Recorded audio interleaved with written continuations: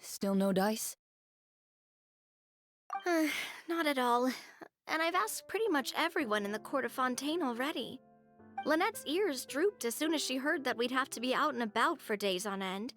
And Fremine, he hid himself under his helmet as soon as he realized there'd be people around that he didn't know.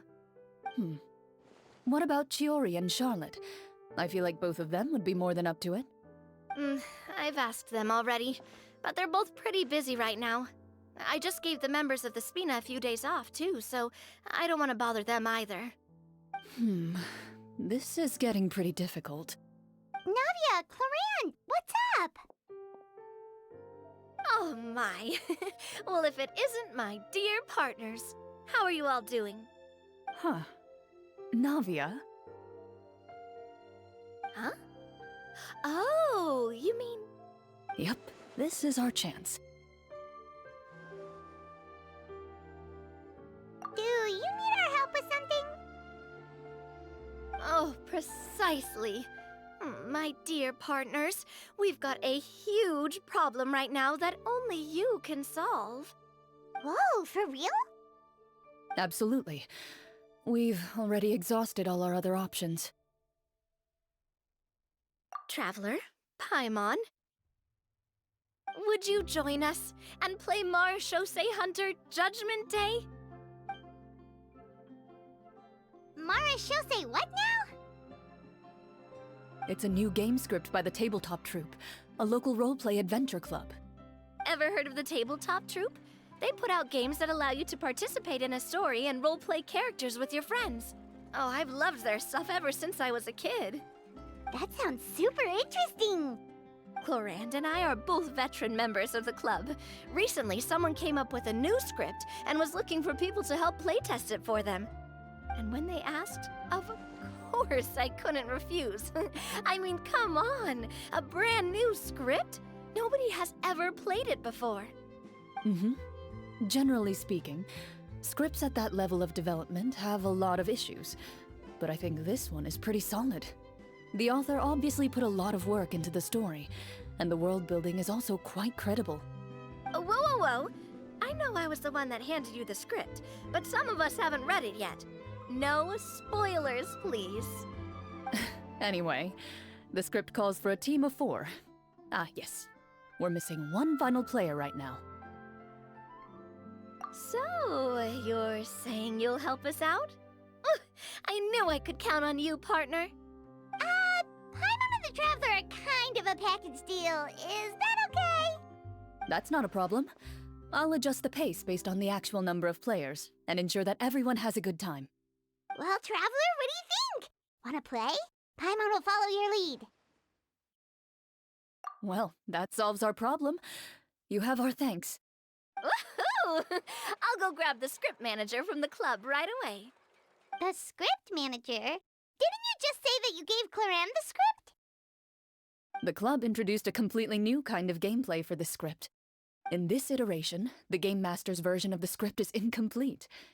The script manager provides the next part of the script only after players have completed the current list of objectives. On top of that, in order to increase player immersion, the club has created some of the story's sets and scenes in real life. We'll only know where we should go once the script manager reveals the starting location. Wow, you're right. Whoever wrote this script really did put in a lot of work. And it's got a real healthy amount of suspense, right? I mean, even the GM doesn't know how the story will end. I look forward to experiencing it with you all. Why don't you go meet up with the others first? They should all be waiting at Chioria Boutique. I'll come over with the script manager as soon as I find them. Sounds good. Remember to always watch where you're going, and don't rush. You say that like I'm 6 years old or something. Let me think. What kind of character should I play this time? I just hope you'll pick up some useful skills this time. Oh, and stop trying to persuade every animal you come across.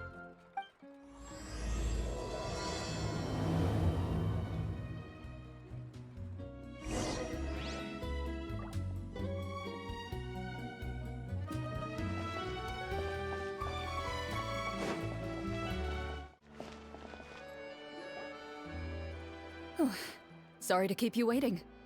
Ah, you're back! Huh? And you've got the Traveler and Paimon with you, too! What a pleasant surprise. I assume you'll be joining us for the game then? Linny, Farina! Paimon didn't know you were playing too. Are you also members of the tabletop troupe? I'm more of a casual member, if anything. I haven't taken part in many formal club activities. Lynette Fremine and I play something similar at the Hotel Bouffe Tété sometimes, but I'm usually the GM. Still, I'm sure it'll be fun being a player for the first time. I'm looking forward to it. Well, I'm not a member of the club at all. Clorinde simply woke me up first thing this morning, said there was a good script worth experiencing, and asked if I wanted in. If you're interested, I can give you a referral. That should give you a 40% discount on membership fees. I think I'll wait to see how this experience plays out first, especially when it comes to the quality of the script. If it's sufficiently fun, then I'll join. Do you participate in a lot of tabletop troupe activities, Clorinde? You could say that. She's actually one of the few senior game masters of the troupe. Ah, right. I knew about that even when she was still my subordinate. It's nothing. Really, just a small hobby of mine. Wow. Paimon's so used to seeing you be all upstanding and intimidating as the champion duelist. It's kinda hard to imagine you role-playing with a bunch of friends. Surely you jest. I would never intentionally make things difficult for my players. I maintain a clear boundary between my professional and personal lives. The me you see at court represents the law and order of Fontaine. I put all personal feelings to the side and grant a fair duel to all who seek to defend their honor. But in my personal life, I'm just an ordinary person. Someone who feels anger and sadness, just like everyone else. Well, you say that, but for all the time I've known you, I don't think I've ever seen you cry. I've seen you get angry, sure, but now I'm wondering whether you were actually mad or if it just looked that way from the outside. I was probably in work mode during those times. Is that so? Well, in any case, I just feel like even in your personal life, you don't get emotional very often. So you want to see me cry? That might be a little difficult. A show of anger, though, that might be something I could accomplish. No, that's not what I meant.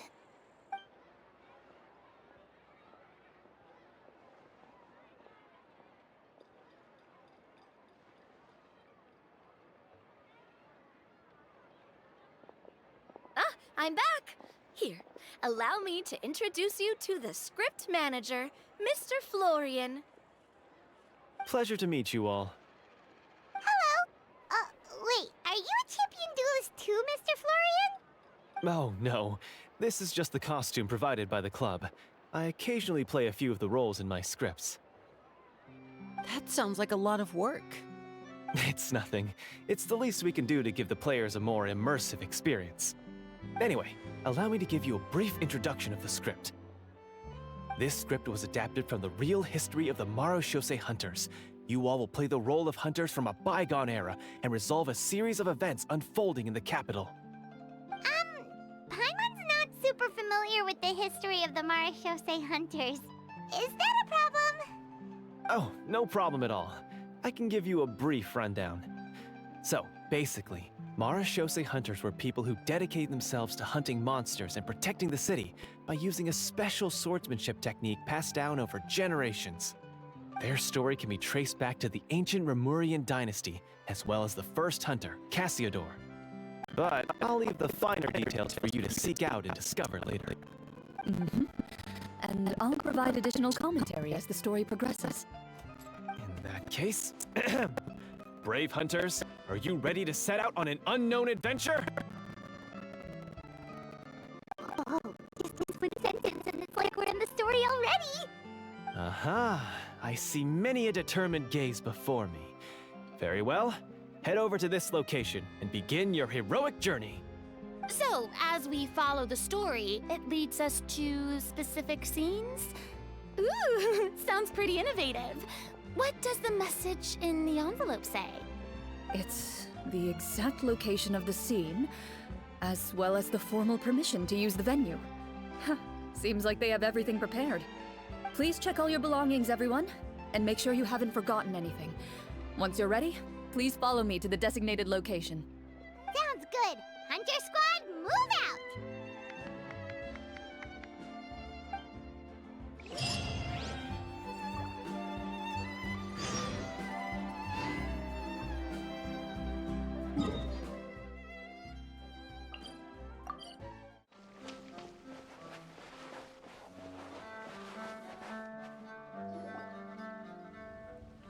Whoa, they really have thought of everything.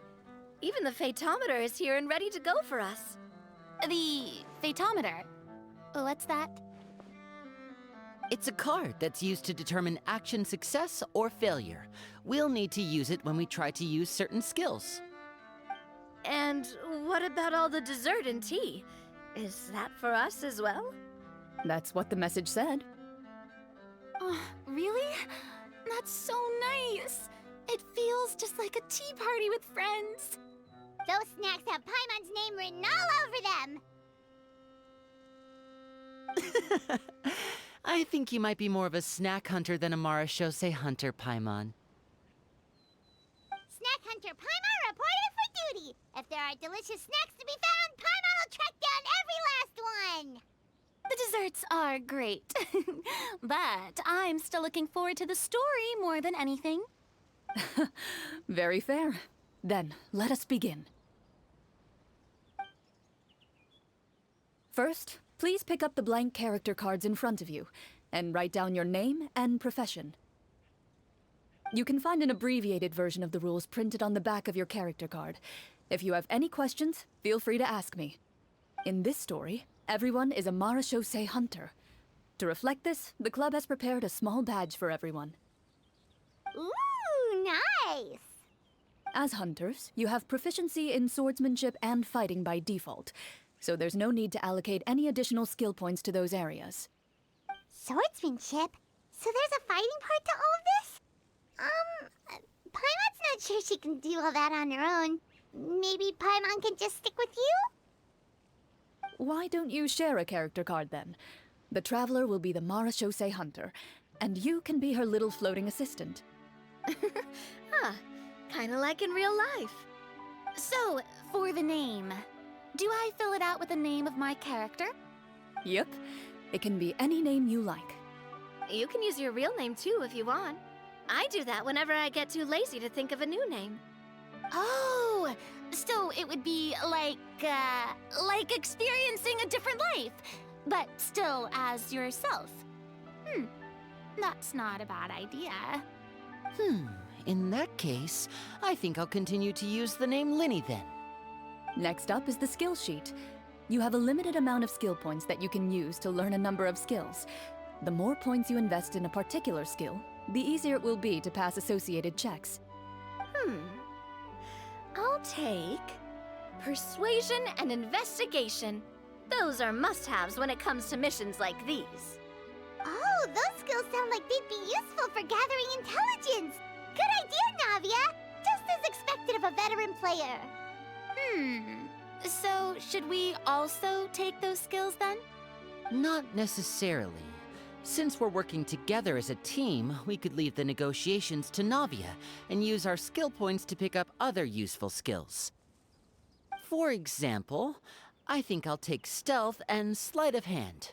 That will give us more options if we run into any situations we can't negotiate our way out of. Oh, interesting. I wasn't thinking about it like that. I suppose it's not so different from an acting troupe. Everyone has their own role to play. Let me see. I'll take arts and performance. I'm not quite sure what use they'll be, but I'm not as knowledgeable about the other skills, and I'm not too confident I'd be able to roleplay them well. Well, that leaves us. What do you want to learn, Traveler? Oh, something that'll help you get a read on other people's thoughts. Sounds useful.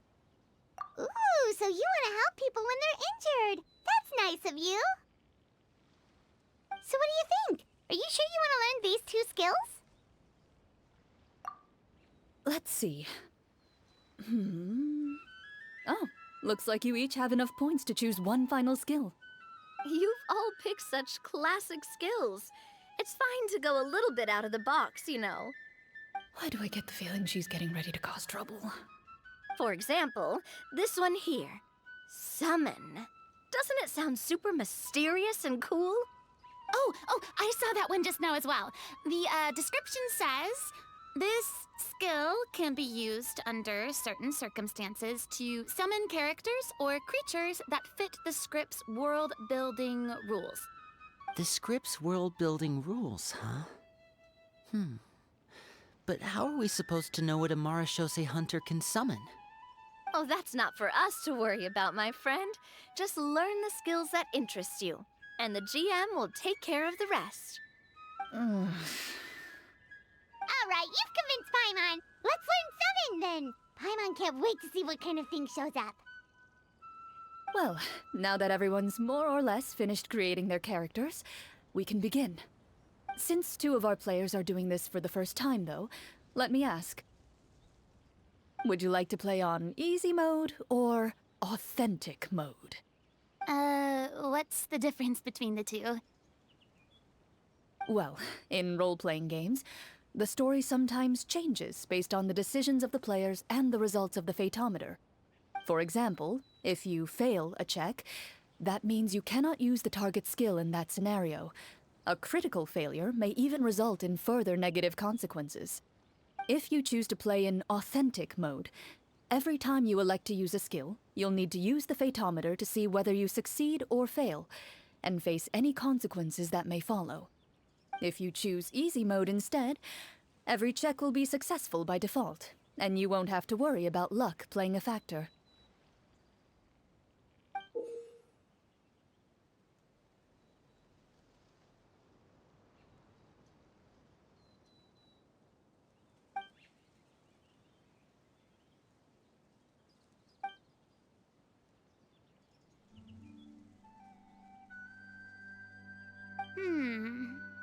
Given that I'd like to focus on the story, I suppose I should pick easy mode. I'd feel bad if I brought the team down by failing my checks. Huh? Oh, come on. Don't worry about that. RNG is the lifeblood of role-playing games. I'm going with authentic mode for sure. Never knowing what you might have to overcome. Ugh, doesn't that sound exciting? I'd rather be mentally prepared for what might happen. All right, then I'll mark down Farina for easy mode. All her checks will be successful by default. As usual, Navia and Linny will play on authentic mode. What about you, dear partner? How would you like to play? Are you sure? Trust me, you'll see the beauty of RNG. Honestly, I don't think Clorinde would make things too difficult for us no matter what the Fatometer says. Isn't that right, Clorinde? No promises. That wasn't super reassuring. Well, anyway, enough talk. Let's get started. I want to experience at least a good chunk of the story today. Speaking of the story, why is the beginning scene on a beach? Well, that's because... a long time ago, back when human civilization was still in its infancy, powerful demons and evil sorcerers ruled over the land. They created a host of monsters and sent them to slaughter all humans in existence. Soon, a group of human rebels banded together. With their swords raised, they swore to brave the darkness, and in doing so, subdue each and every monster that sought their destruction. They became known as the Marashose Hunters.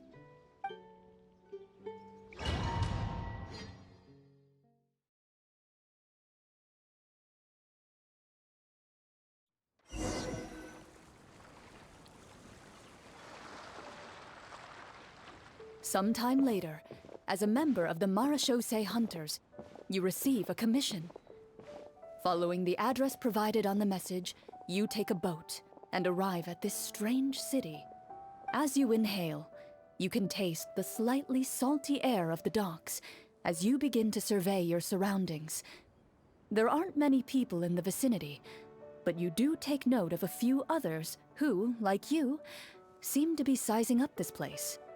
Your eyes meet, and you realize these people are fellow Marachose hunters, likely led to this location after receiving the same commission as you. You're all Marachose hunters too, right? Allow me to introduce myself. The name's Navia, monster hunter by trade and helpful neighborhood businesswoman on the side. What say you to traveling together? We can help each other out on the road. Okay, count me in. My name is Linny. I've been wandering since I was little and picked up a few less than legal tricks along the way. I was adopted by a Marachose hunter and later chose to follow in his footsteps. Is this where you introduce your character to everyone? It sounds like they've done this dozens of times. My name is Farina, and, I grew up in a noble family. I always had a strong interest in performance and the arts. Even though I'm a Marachose hunter, what I really want is to be a performing artiste. Hey, that's really cool. You can do it, Farina. That's exactly how it's done. Paimon is Paimon, a good friend and companion to this Marachose hunter right here. I've been studying medicine ever since I was a child. I want to do my part to eradicate these monsters and use what I've learned to heal others. Oh, welcome, welcome. When we face the monsters, I'll make sure to charge in front to give everyone some cover. You can take care of the healing at the back. You open your envelopes at the same time. The message reads, "To the honorable and trustworthy Marachose hunters, our kingdom is currently facing a grave crisis. The lands outside the capital have been overtaken by monsters, and our people are being led astray by forces of wickedness. We beseech you, please help us resolve this crisis and return peace and stability to our home." Huh. The layout of this city looks super familiar. It kinda reminds Paimon of Mondstadt! The scriptwriter must have used a real-world city as a reference when coming up with the map. As experienced hunters, the layout of the city reminds you of places once traveled. You recall the sight of tree-lined streets and the gentle tranquility of days gone by. Yet, as you regard the city in front of you, it appears to be little more than an empty shell. Its hollow gates are open to you, beckoning you to come forth and bring salvation back to the town. I carefully read every line of the letter and turn my attention to the signatures at the bottom. Who issued this commission to us? You see a long string of unfamiliar names. It would seem that many of the residents of the city issued this commission together. They sensed that things were not right within the kingdom and sent a distress signal to the outside world. In that case, why don't we take a walk around the city and see if we can learn anything from the local residents? Oh, good idea. We might be able to get some leads on the monsters and bad guys we're after. You look up and see a tavern nearby. It appears to be open for the day. Why don't we go check out that tavern? If the novels I've read are anything to go by, taverns are usually full of information.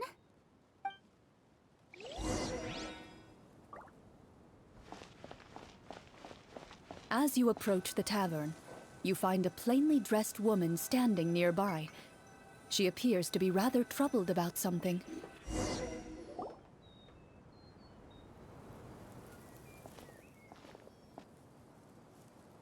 Greetings, friend. Lovely weather we're having today, don't you think? Oh, hello. I suppose you're right. The weather today is quite lovely. If only those monsters out there would stop causing trouble. It seems like every character included in the script has a certain amount of useful information to offer. If we keep asking questions, we might be able to get some good leads. Oh, come now, don't be sad. Life is all about optimism. Oh, that reminds me. What did you have for breakfast this morning? Huh? I don't think that's the kind of question we're supposed to ask. Nothing turns a frown upside down like good food. How about some macarons? I could make you some. You didn't even take cooking as one of your skill proficiencies. That's not necessary, miss. Excuse me for saying this, but you don't really look like a chef. Besides, I'm not really a fan of sweets. So you're someone who barely smiles and doesn't like sweets. You're really starting to remind me of this one friend of mine. Hey! Did she just... me? Clorinde must have broke character for a second. This isn't getting us anywhere. Traveler, maybe you can think of something.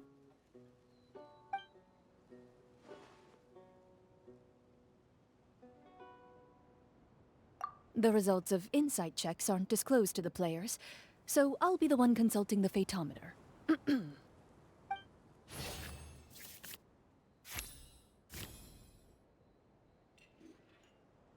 You recall all the lessons you've learned in your time and begin to carefully observe the woman's mannerisms.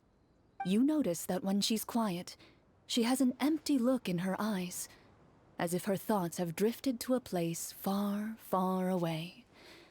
And when she speaks, she often subconsciously reaches out to touch the ring on her left hand. So you noticed. That's a little embarrassing. A horde of monsters suddenly appeared near the capital recently, so all the guards were dispatched to fight them.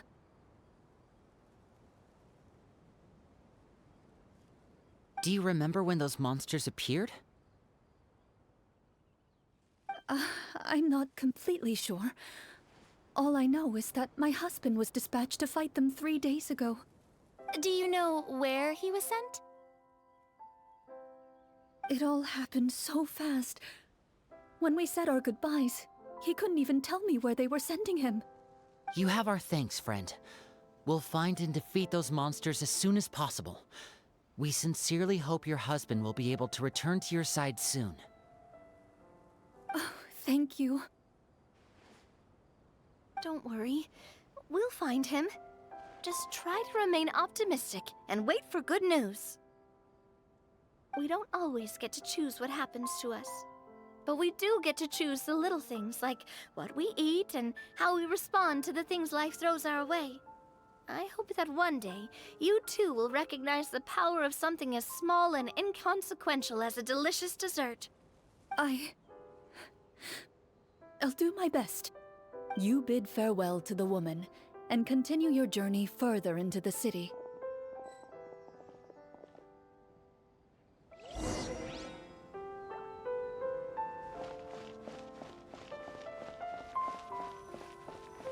As you venture further into the city, the streets appear largely empty. An elderly woman walks past. You see her shake her head as she puts away her wrinkled wallet. A nearby merchant folds his arms and gives you a disdainful look. You get the impression that he's someone who has long gotten used to the sight before him.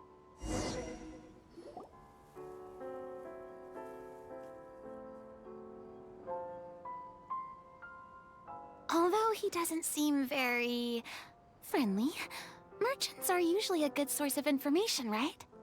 Pardon me, sir. I'd like to ask a question if I may. That depends. How much are you willing to pay? How about this much? What do you take me for? Some lowly beggar? You can't even buy half an onion with that amount. Surely an onion can't be that expensive, right? What do you know? War is nearly upon us. Everything costs several times what it did before. If you're not gonna buy anything, then scram. Whoa, what a nasty guy. Maybe we shouldn't even bother talking to him. But he still might have information we need. Traveler, can you think of something? Sir, we came to this city to solve the very problem you seem to be referring to. The war you mentioned, would it happen to be against the monsters outside the city? If you happen to be well informed and know a thing or two about what's going on, we'd appreciate it if you could share that information with us. After all, the sooner this problem gets resolved, the easier it will be for you to do your business.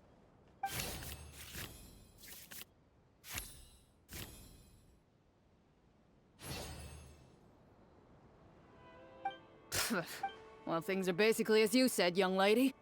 Those monsters are camped outside the city, and they've been destroying all our trade routes. We have limited reserves within the city, so if this continues, we're all gonna be in big trouble. Wait, you're saying no one has put a plan in place to distribute supplies or maintain order? We could all starve, and those nobles in the palace wouldn't even break a sweat. Who knows? Maybe they've been in cahoots with the monsters all along. That is concerning. All right. That's all the information you need, right? Off with you now. I've still got business to do. You know, if you smiled a little more, you'd definitely get more business. And I bet that would make your life just a little bit sweeter.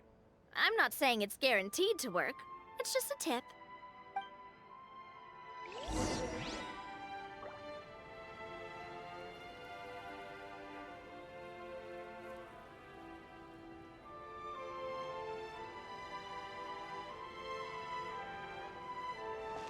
Should we try to go somewhere with more people? Oh, how about the city square? Follow me.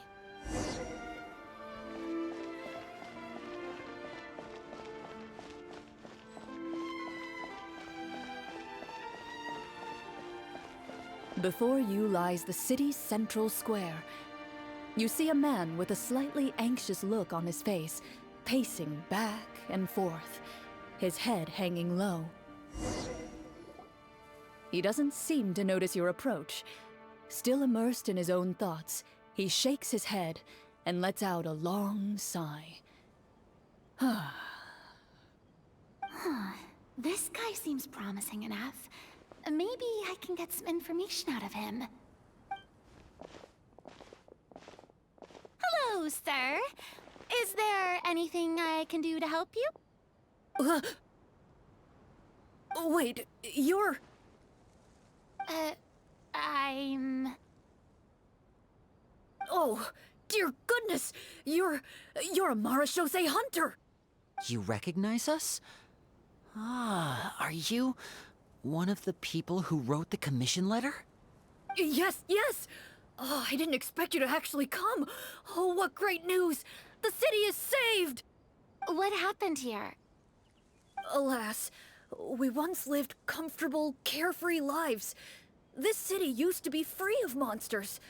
The first Marashose hunter, Casiodor, the Golden Hunter, he was the one who drove them back.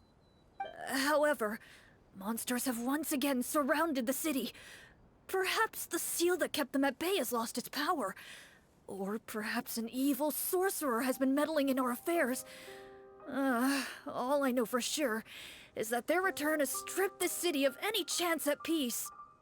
Are there not enough soldiers to drive them out? It's not a question of numbers. The guards simply have no idea how to deal with them. Most people my age have never even seen one of the monsters, much less been trained to fight against them.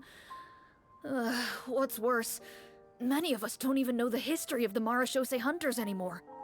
When I was a child, though, my grandfather would tell me stories about how the Marashose hunters drove back the monsters. So, on the off chance that something might come of it, I decided to reach out to you. To be perfectly honest, I was starting to think all those stories were just tall tales. But now that I've seen you in person, I finally know that it was true!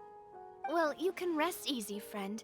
The righteous and formidable Marashose hunters are on the case. The man is touched by your determination and resolve. His eyes begin to well with tears of relief. Still, if we are going to hunt the monsters, we need to know where to find them. Can you give us any leads? All I know is that the area outside the city is dangerous. I'm afraid I can't point you toward a specific location. Oh, although, if you leave the capital through the main gate and follow the road, you should run into a group of guards. They might know more about where to find the monsters. I see. We'll go look for them then. All right, be careful. Oh, and one last thing. The monsters outside the city are just part of the problem. There are evil sorcerers inside the city as well, so be on your guard. They're actively working with the monsters, and have corrupted the court ministers with malicious magic. They're the reason why, even inside the city, everything has been a giant mess. Even one of our kindest ministers has turned into a boorish and unreasonable figure, interested in nothing but enacting laws that exploit the people. Who knows how much longer we'll be able to go on like this. Talk about being stuck between a rock and a hard place. I feel bad for him. Maybe we should try to cheer him up? Huh? Like, now? Is this really the right time? I appreciate your kindness, but for now, it's more important to focus on the crisis at hand. Brave hunters, I leave the future of this kingdom to you.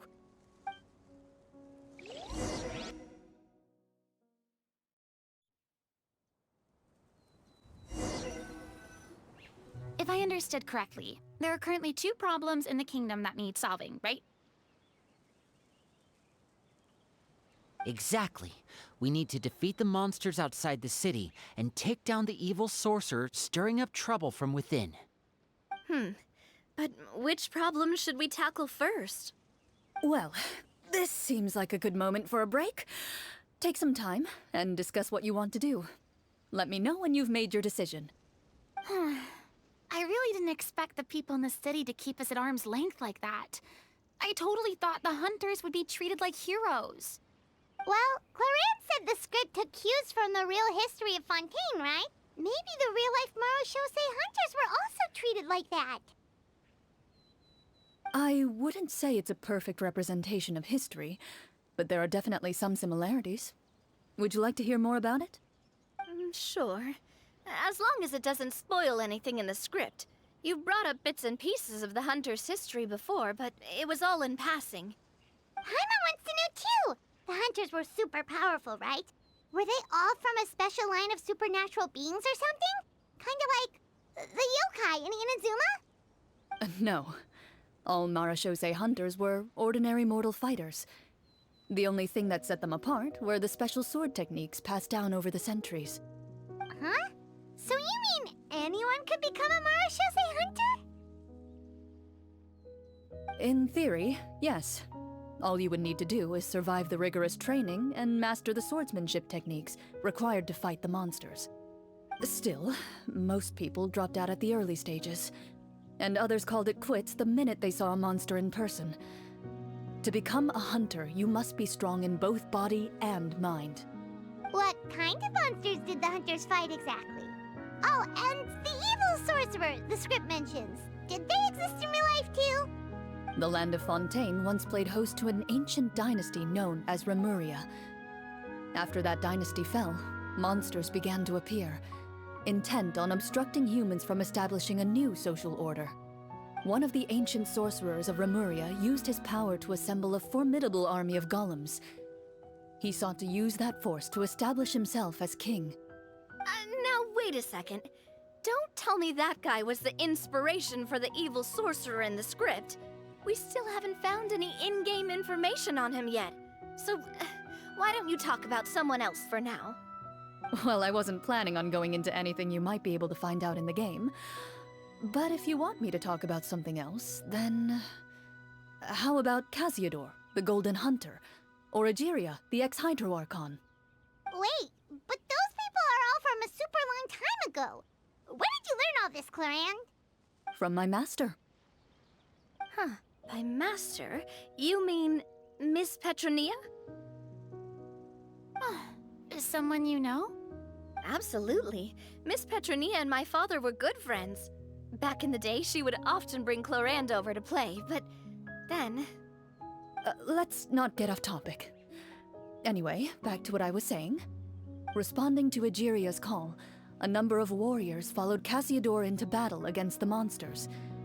This group of warriors, under Cassiodor's leadership, became known as the Marechaussee Hunters. Yet, as Fontaine entered an era of peace, their work gradually became obsolete. The Marechaussee Phantom, originally an association made up of hunters, eventually came to be predominantly comprised of Melusines. Ah, I see.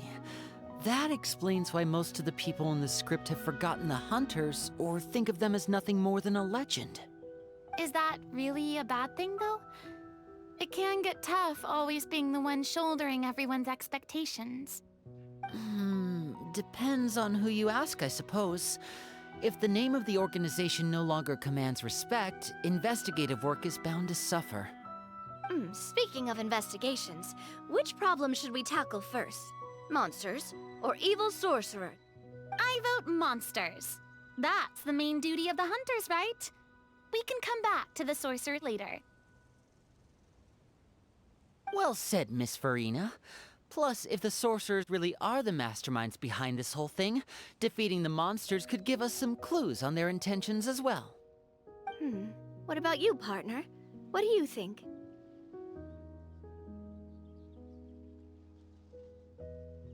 I mean, you're not wrong. But those characters are usually the ones pulling the strings behind the scenes. More often than not, they're very formidable opponents.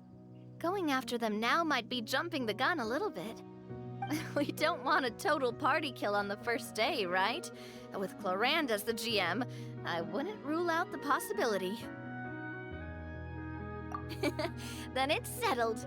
Let's go hunt some monsters. All right. After some discussion, you decide to turn around and head out of the city.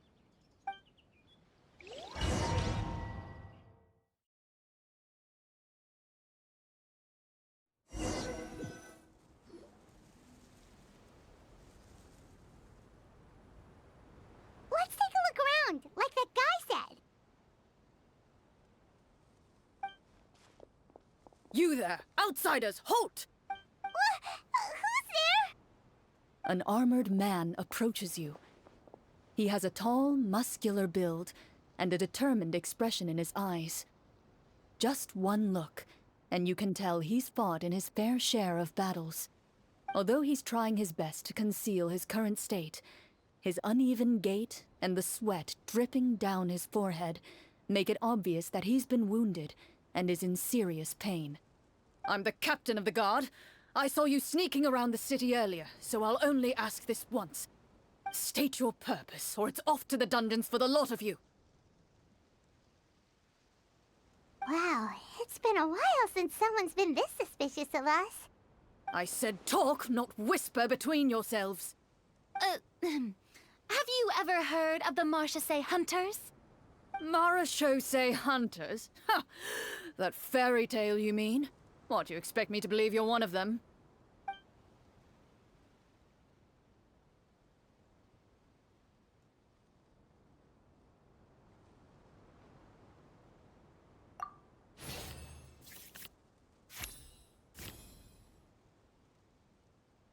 While everyone is talking, you begin to carefully observe the captain's mannerisms. Every so often, you see him glance toward a particular direction, with a pained expression on his face, as if an invisible thread is tying him to an unknown place. As you follow his gaze, you vaguely recall that the location he seems fixated on is known for its difficult terrain. Any battle that breaks out in a place like that is likely to be prolonged and devastating. Wait, is that where the monsters are? Outside the forest, in the area with the difficult terrain? The captain is taken aback by your sudden question. Still, his shock only lends credence to your theory. You're looking to fight the monsters? Well, We're marechaussee hunters, after all. You could say that's basically our job. He shakes his head and continues to regard you with skepticism. In the end, he decides to inform you of the locations where the monsters have appeared. Those monsters aren't easy to deal with, but if you insist on going, I won't stop you either. I just hope all the guards will be able to come back to their families alive. I wish you the best of luck.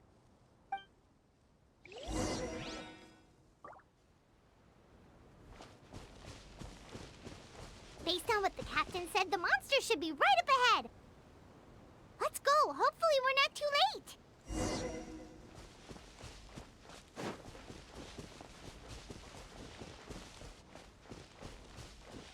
As you approach the battlefield, you see numerous people lying by the side of the road. They appear to be dressed like guards. Their faces are filled with desperation and terror. Some are screaming and cursing in vain, as if still trying to banish the monstrosities they saw from their minds.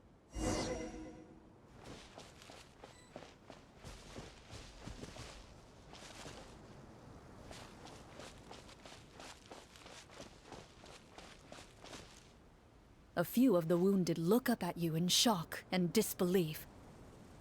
"Quick, leave this place. Turn around and don't look back," they yell.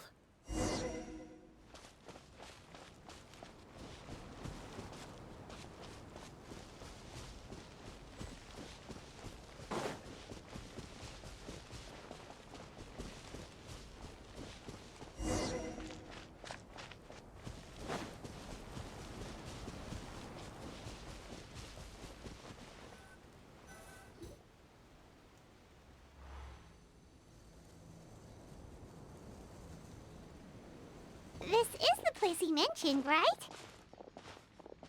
You see broken iron swords scattered all around you, and downed trees riddled with terrifying claw marks. All the signs point to one thing.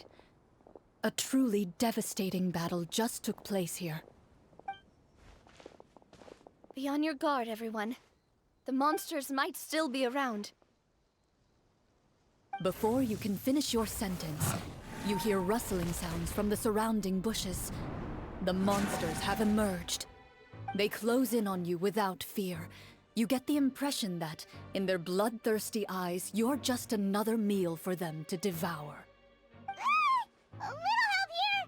This thing wants to eat Paimon! Your battle round begins now.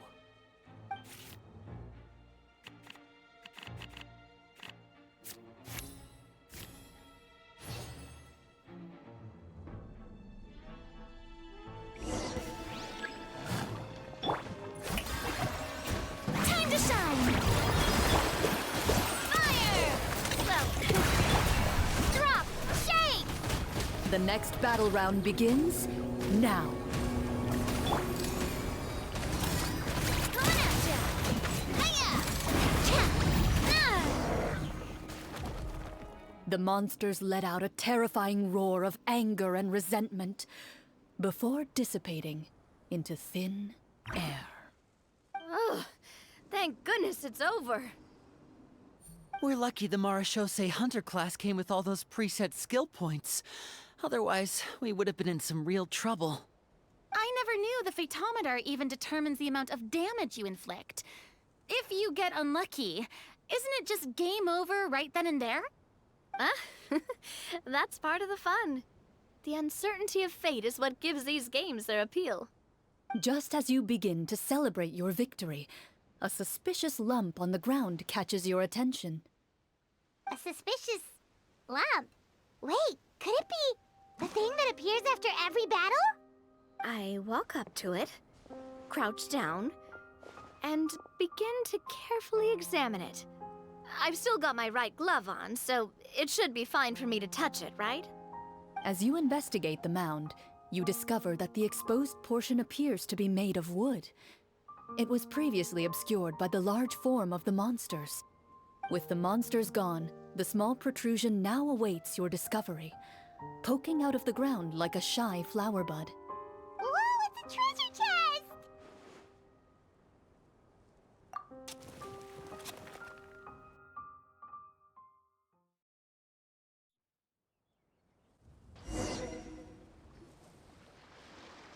With everyone's help, you successfully excavate the wooden chest from the ground. Even without opening it, you can tell from the mora and jewels scattered around the chest that it must contain quite the fortune. Makes sense. We worked hard for this. Let's open it and we can share what's inside. I can understand your excitement, Paimon, but think about it. Doesn't it seem like there are people out there who need this treasure more than us? Yeah. Think about all the people suffering in the capital. Or all those guards who got hurt fighting the monsters. Wouldn't it be better if we gave the treasure to them? Wait, is that how it works? Paimon thought since we were the ones to dig it up, we could just take it for ourselves. Well, let's put it this way. Any decision you make during a role-playing game can impact the future course of the story. But would the people really believe us? It's hard enough for us to prove we're Marchese hunters. What if they think we procured the treasure illegally? They might get even more suspicious of us. That's definitely something we should consider. Maybe we can come up with an explanation in advance. Well, if donating it could cause that much trouble, why don't we use it to buy some gear and fill up on good food? Then we'll be ready to fight even more bad guys. Looks like you're facing a difficult choice once again. Well, it's getting late. Why don't we call it a day for now? Wow, where did the time go? I'm not sure if it's because I'm having so much fun with you all or because the story is particularly enticing, but I feel like I could almost keep going. Here, here. Ooh, how about we play through the night? I'm not sure I'll have enough energy for that. Yeah, that won't work for me either. Lynette will give me an earful if I get home too late. I understand how you feel, Navia, but we have to change venues for the next part of the story anyway. Huh? Another location? Mm-hmm. There's a special note for the GM at the end of this section that says to proceed to an indoor set for the next part of the script. Whoa, they really pulled out all the stops for this new script. Well, even if we end the game for the day, we can still stay a little longer and hear Clorinde finish her story, right? Paimon wants to hear more about the history of the hunters. Something tells me you just want to finish the free desserts before we break for the day. That's just a coincidence, okay? Besides, to Paimon, not finishing free food feels even worse than having to buy her own. And anyway, Paimon really does want to hear more about Clorinde's master. Well...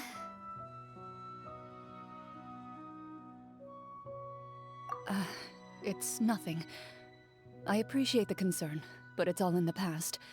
It won't do any harm to share these things now.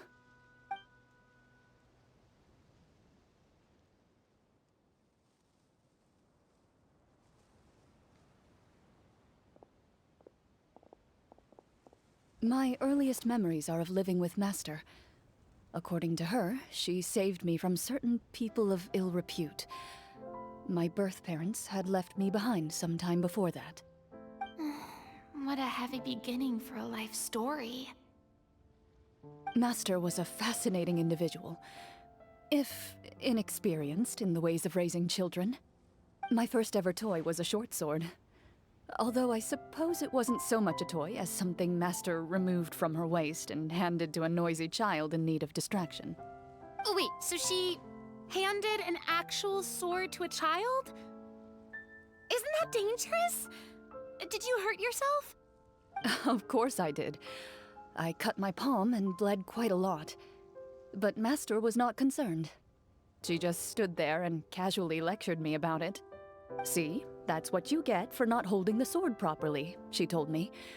She then crouched down next to me and said, "Give me your hand. I'll teach you to bandage this wound. After that, it's time to learn how to truly hold a blade." Excuse me for asking this, Clorinde, but how old were you exactly when all this happened?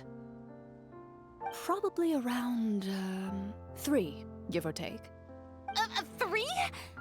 Isn't that when most kids are still struggling to hold a fork?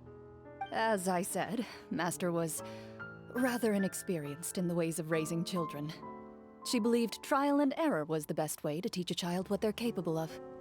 I'm not so sure this is a question of experience. I didn't see anything wrong with her ways at the time.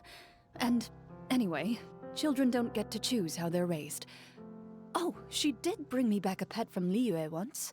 It was a Geovishap hatchling. A Geovishap hatchling? For a pet? That seems even more dangerous! What she said was this: make sure to get along, you two. If you really can't agree on something, just settle it with a fight. Whoever loses is the real pet. And how old were you when this happened? 5. Well, did you win? No, I lost. So, you're saying you actually became the Geovishap's pet? Yes, but only for a week. By the end of that week, I defeated it in combat, and we've shared a cordial relationship ever since. That really doesn't sound like the kind of childhood someone should have. Later on, I gradually understood that Master most likely didn't know any other way to raise a child. She was a Marachose hunter, but I never heard her bring up her own parents. Thanks to her, I learned how to navigate the forest by the age of 6, and could hunt monsters in the wild by myself the year after that. Even though the training she subjected me to was strict, she always made sure to take me traveling when she had the time. We met many of her friends during those days. That was also how I met Mr. Callis and his family. I still remember the first time we met. You were too scared to join our picnic and hid behind Ms. Petronia the whole time. I still hadn't really met many children my age at that time, so I didn't know how to interact with others. After that, though, you started coming over a lot. You loved challenging people to shooting competitions, remember? I don't think many members of the Spina ever beat you in one of those. I had a lot of fun during those days. I enjoyed them too. Oh, do you remember that one time we went exploring around the Spina together? We overheard Papa call your master Fontaine's Protector of Justice. We tried to pretend like we never heard anything, but you nearly let it slip that one time.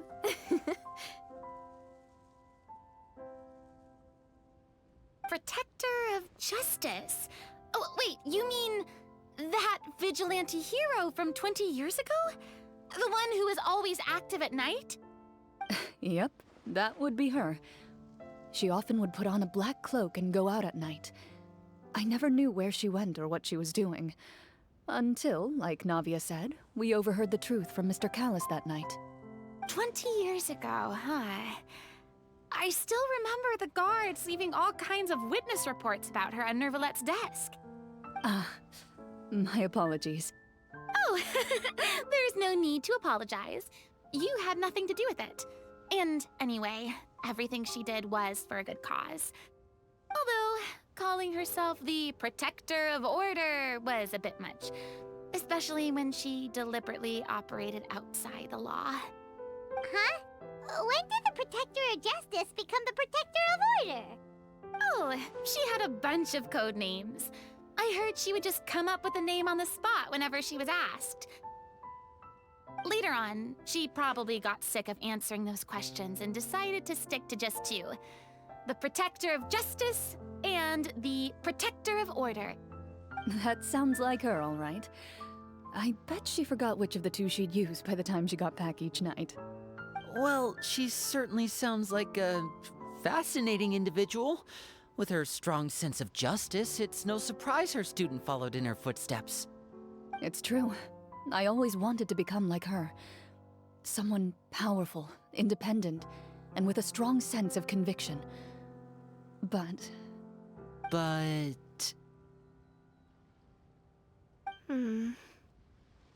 She suddenly disappeared the night I turned 10 years old. Disappeared? What happened? I have no idea. She didn't even leave a note. I was never able to find out where she went. That night, I was celebrating my birthday at Navia's house. But Master never came to pick me up. when I returned home on my own. It was to an empty house. When she still didn't appear after a few days, I went to Mr. Callus's house to ask about her whereabouts, but he only shook his head.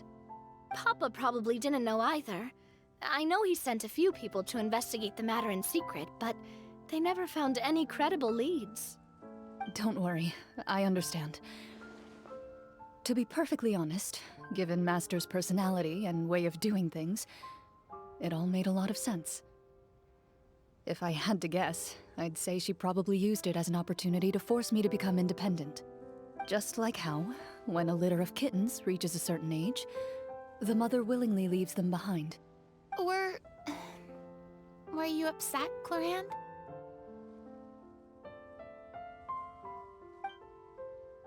I was at first, but not anymore. I don't believe Master would suddenly disappear for no reason. There must have been something she just had to do. Well, despite everything, you still managed to follow in her footsteps and become the greatest champion duelist in all of Fontaine. You're practically a living symbol of law and justice. I suspect my position would be far too by the books for her.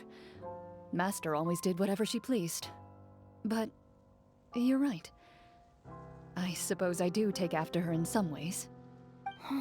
Who knew Clorinde had such an interesting past? I never had the chance to ask her about it before. And I wonder... if Clorinde's master were the champion duelist back then, would that duel against Mr. Callus have gone differently? Oh no.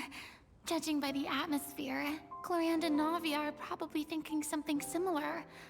The mood just got super awkward all of a sudden. Well, anyway... would you look at the time? It's getting dark, so we should probably call it a day for real this time. If we keep talking like this, we really will be here all night. I had a great time today, Miss Clorinde. Thank you for being our GM. Anytime. The script was good, but I've got to say, your childhood stories were even better. Hey, you should tell us more about that fight against the Geo-Bishop sometime. Maybe your master was onto something. You could be right. What does she mean, onto something? I certainly don't know any 5-year-olds who want to fight a bishop in their spare time. Guess I'll head back as well.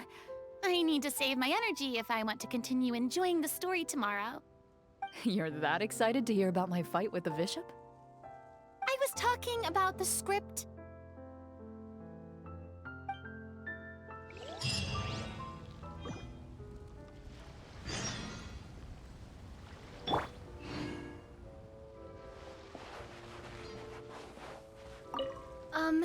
Just between the two of us, could you tell me what it was like to be the Geo-Bishop's pet?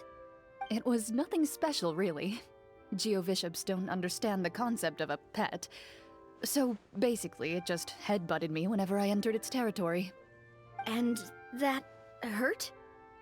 Yeah, it hurt. What, something you want to experience for yourself? Oh, I'm good. Thanks.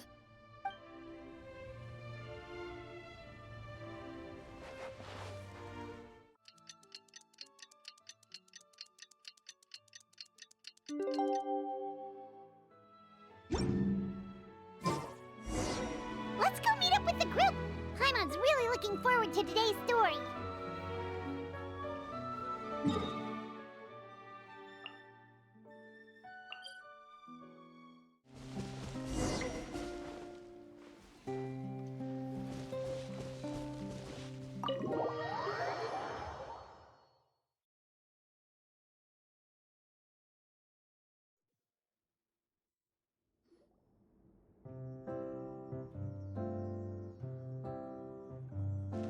Looks like everyone's here. Now, before we begin, why don't we finish where we left off yesterday? There was an important decision to be made, yes? I'll pour everyone a cup of tea. Is that really the most important part, though, Clorinde? Paimon's more concerned about our current surroundings. Heavy walls, cold railings, Dim lights. This is obviously supposed to be a prison. I admire the work put into the set. Still, it's obvious the scriptwriter has never paid a visit to the fortress of Rapperia. So this set is going to be a part of the script? Unfortunately, that is something I can neither confirm nor deny. Anyone think Clorinde's smile is starting to look kinda scary? Well, whatever happens, we'll just have to push on. But first, we should really figure out what to do with this treasure. If we're worried about arousing suspicion because of our identity, why don't we give ourselves a different name, just like Clorinde's master did? Yeah, it might be better to keep a low profile. As long as we're helping people, it doesn't matter who we are or what we're called. Staring at me won't get you anywhere. Or did you want some more tea? Oh, Paimon's good. Thanks. Why aren't you saying anything, Navia? Wait, what's that next to you? Oh, this is the short sword Clorinde mentioned last night. I found it. Huh. I'm surprised you managed to track it down after all this time. Well, I made sure to take good care of it, considering the circumstances in which you gave it to me. Of course I had to keep it safe. Anyway, where were we? Oh, right. I was just thinking about all the potential ways for us to break out of prison. We could dig a tunnel, or try to bribe the guards. Wait, we haven't been thrown into prison yet, have we? Well, it's only a matter of time. It pays to be prepared. Just like how you should always have an umbrella on hand, even when it's sunny. Alright, Paimon's made up her mind. Let's just give the treasure away. Paimon may have wanted to keep it, but if it's going to land us in prison somehow, Paimon will be too upset to enjoy her snacks. So, you reached an agreement? All right then, we can continue with the story. Oh, and we'll collect all the scattered pieces of treasure on the ground as well. All right.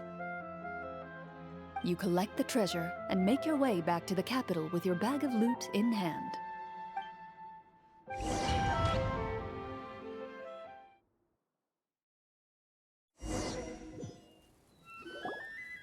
The city is still shrouded in a gloomy, oppressive atmosphere, but your spirits are surprisingly high. In places where sunlight struggles to reach, you generously share your wealth with the children, the elderly, and the poor in urgent need of help. Thank you, kind soul. The elderly woman's look of gratitude follows you as you walk away, her eyes never leaving your back until you move entirely out of sight. However, there's still quite a bit of Mora remaining. It appears you haven't made much progress. She's probably trying to tell us to speed this up. We need to hurry up so we can address the sorcerer problem. Should we go find that man again at the square? He seemed like a pretty responsible guy. I'm sure he knows the people here far better than us. Oh, good idea! Just as you start to make way to the square, intent on finding the man again, there's a voice.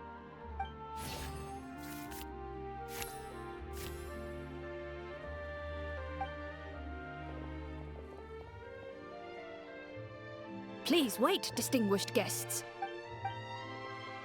Several strange guards suddenly call out to you. They run forward to meet you and proceed to politely pay their respects. Greetings, gentlemen. Are we being invited for afternoon tea? Surely you jest, my lady. That would not be our place. It is His Excellency the King who requests to meet with you. Please come with us.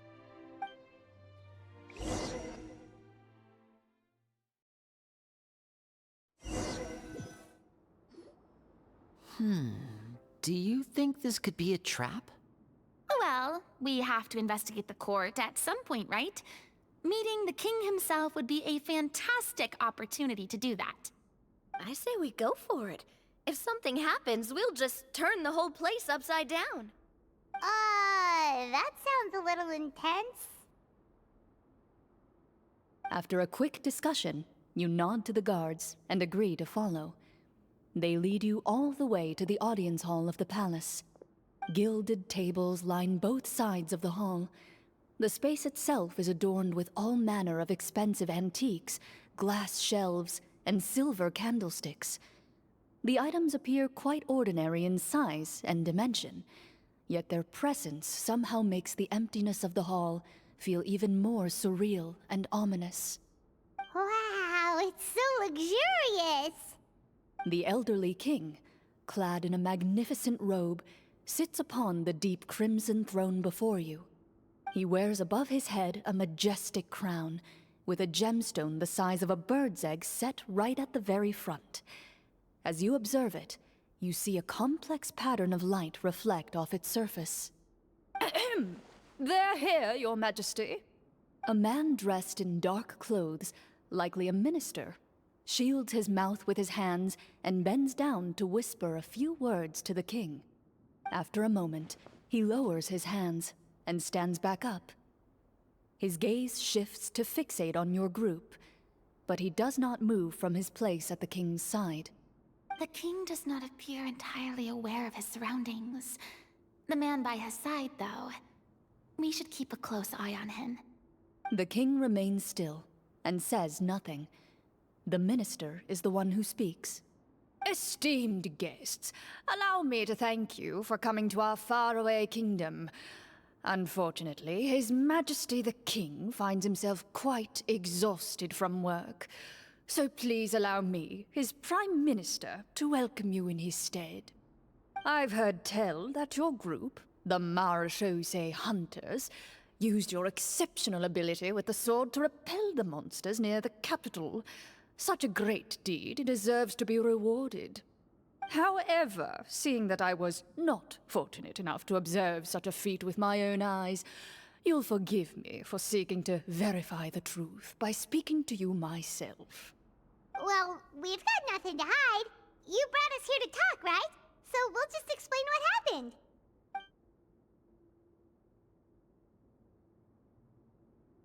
The golem's blades were so powerful, they could cut down trees in a single swipe! It took a lot of effort to defeat them, even for trained swordsmen like us. Well, that was enough details, right? Believe us now? Your account does indeed match those of the survivors. Since you were the ones who defeated the monsters, that must mean you are also in possession of the treasure they stole?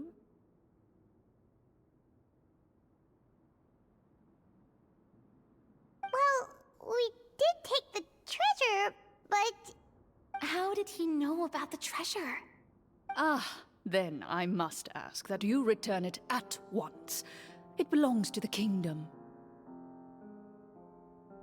Wait, but didn't you just say that our great deed deserved a reward? Shouldn't the treasure be considered a part of that? Yes, that was indeed what I said. But you seem to have forgotten a very important distinction. Only that which is freely given by the king can be considered a reward. Taking the rightful wealth of a kingdom without said permission, on the other hand, is a crime. But that's completely unreasonable! Yeah, that makes no sense! If it weren't for us, the treasure would still be buried underground somewhere! Maybe so, yet the fact remains. You tried to dispose of the treasure without reporting it to the court and without receiving permission, yes? What, no answer? Surely you're not insinuating that you, a group of legendary Marechaussee hunters, sought to take the treasure for yourselves? Well, what about the king? Is he just gonna let this guy talk for him the whole time? Clad in his magnificent robe, the king remains seated, with his hands resting on either side of the throne. His posture is rigid and unmoving. He stares forward with an empty look in his eyes, completely unmoved by the events before him. From the look of things, could the Prime Minister be the evil sorcerer? Or could both the King and the Prime Minister have fallen under the evil sorcerer's control? I would like to observe the number of guards stationed in the hall. The guards in the palace appear fully armed. their expressions solemn. Sensing the tense atmosphere in the room, they stand at the ready, each with a hand placed upon the hilt of their sword, as if prepared to draw their weapons and surround you at a moment's notice. Well, there goes my plan to turn the whole place upside down, I guess. It appears we've been visited by nothing more than a group of ill-intentioned imposters. What a pity. Guards, take them away and throw them in the dungeons. Before I decide your fate, however, I must first determine whether you have any accomplices outside the court. Can't we try to slip away? Or maybe start some kind of riot? But if we try to fight the guards right now... Don't worry. At least we figured out who's behind all this. Let's just play it by ear. If you're scared, Paimon, just hold my hand. Aw, thanks, you guys. You allow yourself to be led away by guards surrounding you on both sides. It's only when you begin to feel drops of water falling from the dungeon ceiling and smell the stench of death and decay all around you that you finally realize you've stepped into a completely different world. Stay here, and don't try anything funny. The guards lock the cell door and leave without looking back. Wait, sir! Your voice echoes through the dark hall, but the only response you receive is the sound of water dripping from the ceiling. No! What should we do now? Carve out a new path of fate with our own two hands, of course. I draw my weapon. You reach toward your waist, but find nothing there. You now recall that your weapons were confiscated before the guards locked you in the cell. The bag of treasure along with them. What about that knife I hid in my boot? When did you hide it in there? When I was thinking about digging a tunnel. Rejected. You failed to inform the GM of this course of action. Moreover, the guards would have conducted a thorough search before throwing you in prison. And the keys to the cell aren't anywhere to be seen? Correct. You don't even feel a lock hole on the cell door. Oh, well, there goes all our plans. Indeed. Huh? Why are you the one saying indeed? Because that statement holds true for me as well. This is where the script ends. What? But that's a terrible ending! Generally speaking, this should be the point where the scriptwriter gives the players some kind of hint, or gives the GM some kind of code for how to move forward. I mean, maybe they just really wanted us to be immersed in the feeling of being in prison? Like, they'll only show us the way out once we've grown truly and utterly desperate? That is a possibility. If only there were desserts and tea in real prison. Oh, wait, guess it's kind of how the Fortress of Meripede works if you're lucky. Oh, before I forget, Navia, the short sword you had with you earlier. I took a closer look, and the craftsmanship doesn't appear to resemble anything from this era. If I remember correctly, that style was last in vogue several hundred years ago. Wait, Clorinde said that sword used to belong to her master, right? Does that mean her master has been alive that long? I doubt it. The way she went about things often made her seem childish more than anything. I'd say the sword was most likely an heirloom passed down over time. Hang on. A precious heirloom passed down to you by your master. And you gave it to me just like that? You weren't worried I might lose it? Master left many things to me when she disappeared. There was the sword, an old key, and a good amount of junk she probably just didn't want to take with her. I gave you the sword back then, because I didn't want our friendship to end. Wait, when did this happen exactly? After the duel. Between Mr. Callis and myself. Before that, Clorinde would have meals with us and even stay over at the Spina some days. She was on great terms with Papa as well. After the duel, though, There was a period of time where we simply didn't know how to face each other. She entrusted this sword to me, and never came back. We were both sad, and conflicted, and totally overthinking everything as a result. Whenever I looked at this sword, I couldn't help but wonder if Miss Petronia had never introduced us to each other at that picnic. Maybe part of the sadness I was feeling could have been avoided. Back then, it felt like I hadn't just lost a father, but a close friend as well. No one can change the past. The most important thing is that you two found your way back to each other and can enjoy things like this together. Yep, you're right. I'm sorry, you two. I didn't mean to bring up any sad memories. Think nothing of it. No one here is at fault.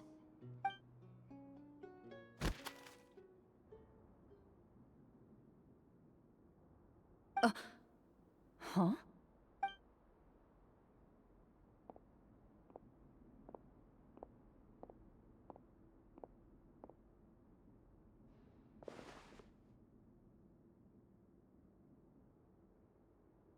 Oh, looks like the next part of our script is here.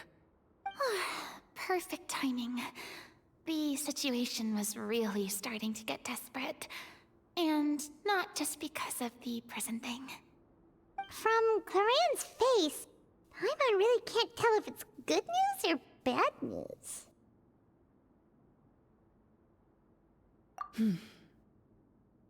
Water continues to drip from the ceiling. In this lightless dungeon, you lack a reliable way to tell how much time has passed. Eventually, you get used to the unpleasant odor of straw, mold, and rust, and find yourselves alternating between fits of drowsiness and despair. Suddenly, you hear footsteps outside the door. Heads up, everyone. Someone's coming. Gather close, everyone, and keep your voice down.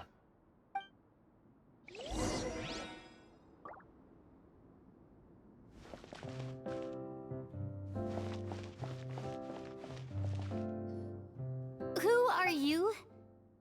I work as a guard in these dungeons, but my true identity is the same as your own. I'm also a Marashose hunter. Huh? Shh! I've already sent away the other guards, but if we make too much noise... I understand, but how can we be sure we can trust you? The king has issued a formal decree. In light of the irrefutable proof of your crime, you're to be executed before tomorrow's sunrise. If you want to escape, it has to be now. Executed? We barely did anything! Monsters appearing at the same location as the treasure. Could this entire thing have been a trap? There will be time for speculation once we're out of here. As for my identity, I have no way to prove that to you just yet. Infiltrating the capital was difficult, and finding a chance to speak with you has taken a lot out of me. I could go on, but I think we can all agree that now is not the time for details.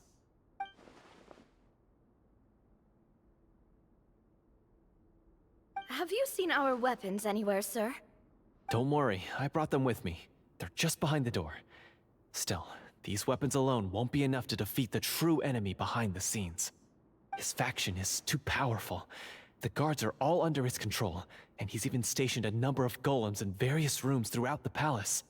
To defeat him, you must find a secret vault. It is said that within that vault, the Marashose hunters of the past left behind a treasure with the power to defeat the sorcerer. You're not coming with us? No, I'll remain in the dungeons to deal with the guards. I'll try my best to distract them so they don't go after you. As long as my identity is not revealed, I'll be able to aid you when the final battle comes. In that case, please stay safe. Thank you for your concern. I will do my utmost. As for the location of the vault, here, this map should lead you there.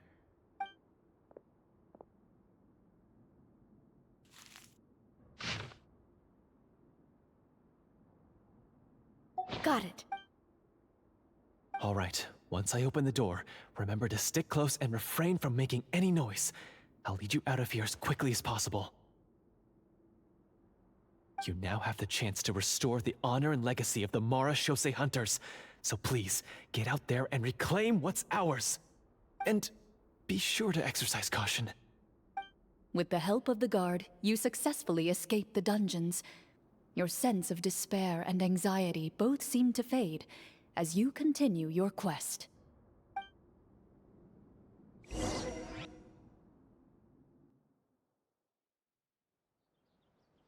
Wait, we didn't get to use our skills at all while we were in prison. Who knows when we're gonna get the chance to use that cool summon spell?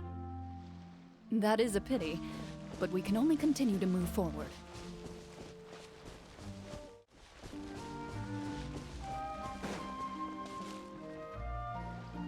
This should be the place marked on the map.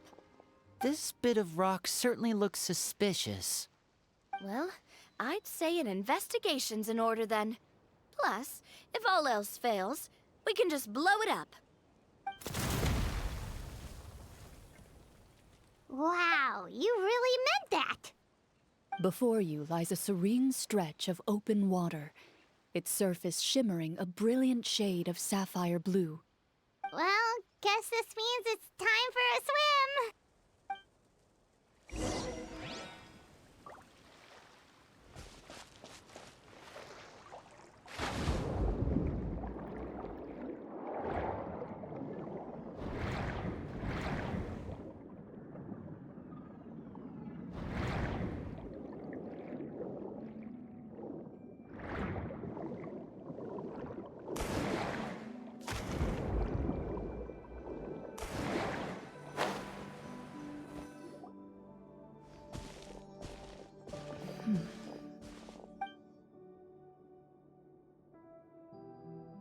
Oh, what's the matter?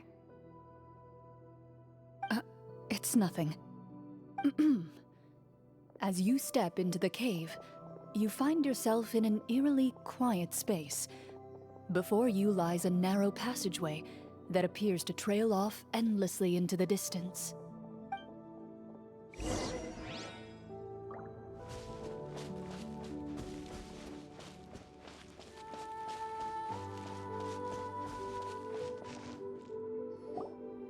Wow, this must be where the treasure is hidden! But this door is blocking our way in. It almost looks like it's been here for quite some time. I've got to hand it to the tabletop troupe.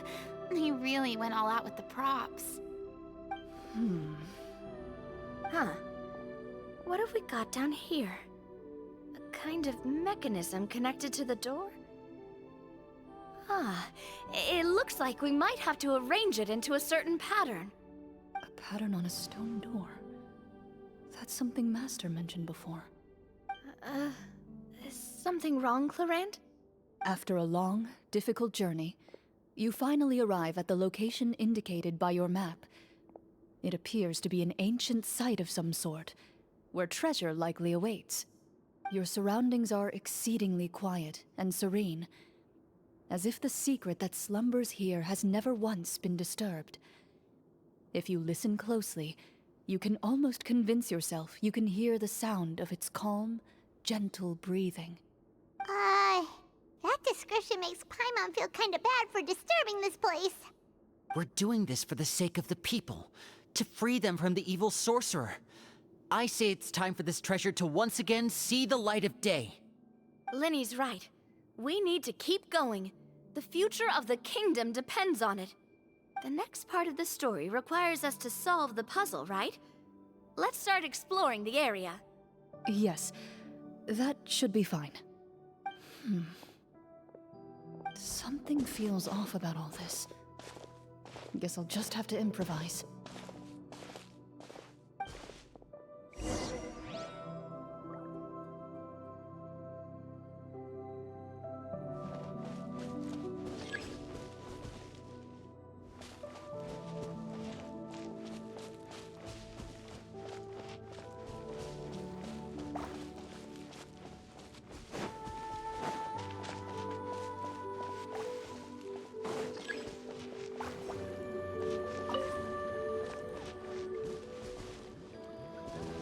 I found something!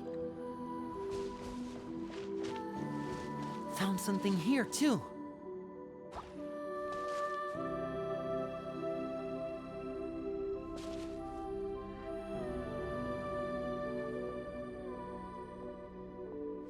Same here.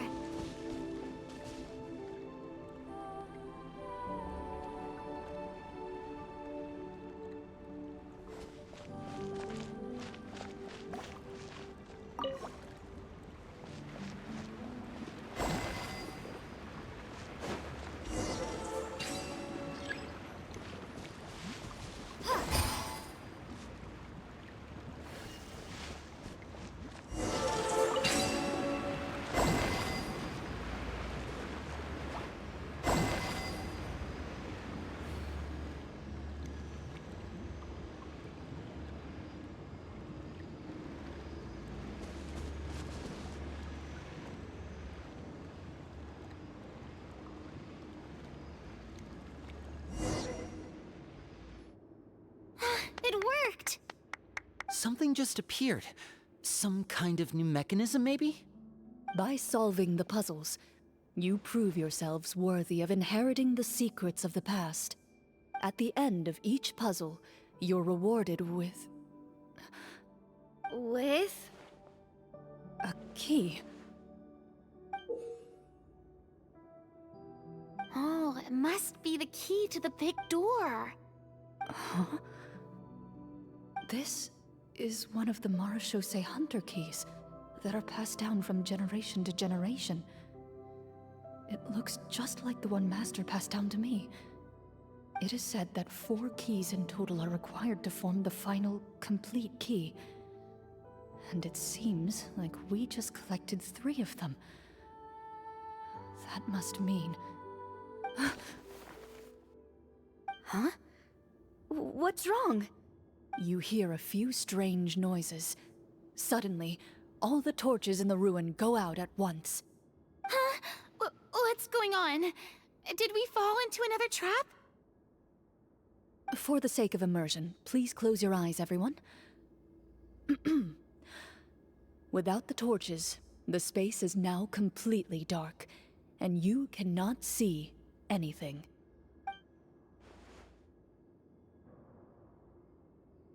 But Paimon can still see a little bit over here. Oh, right. Sorry. Suddenly, you hear the sound of footsteps pierce through the darkness. There's someone else here? Oh, this is so unsettling. I can't see anything. I've been discovered then. Wait, that voice, it's... You recognize the voice as belonging to the guard who led you to this place. It appears he now covets the treasure for himself, and has come to stake his claim. Oh, so this is just part of the script. Then I can probably relax. Well, if we can't see anything, that means we can't fight to the fullest of our abilities. Should we retreat for now? Judging by the way he's holding his sword, he must be a real Marechaussee hunter. But this isn't part of the script. Retreat? That's not the hunter way. If it's dark for us, then it's dark for him. We choose to fight. Your choice is noted. Please keep your eyes closed until I tell you the torches have been relit. This battle will be in the dark. You got it. Well then, let us begin.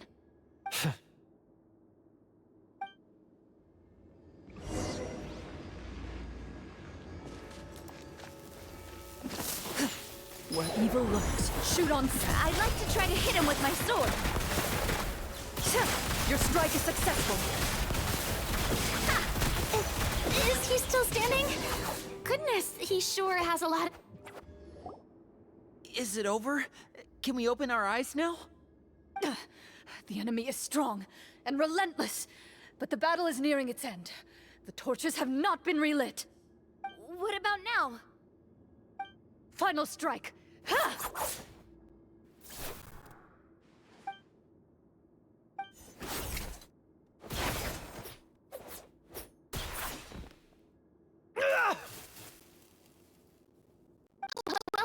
get him?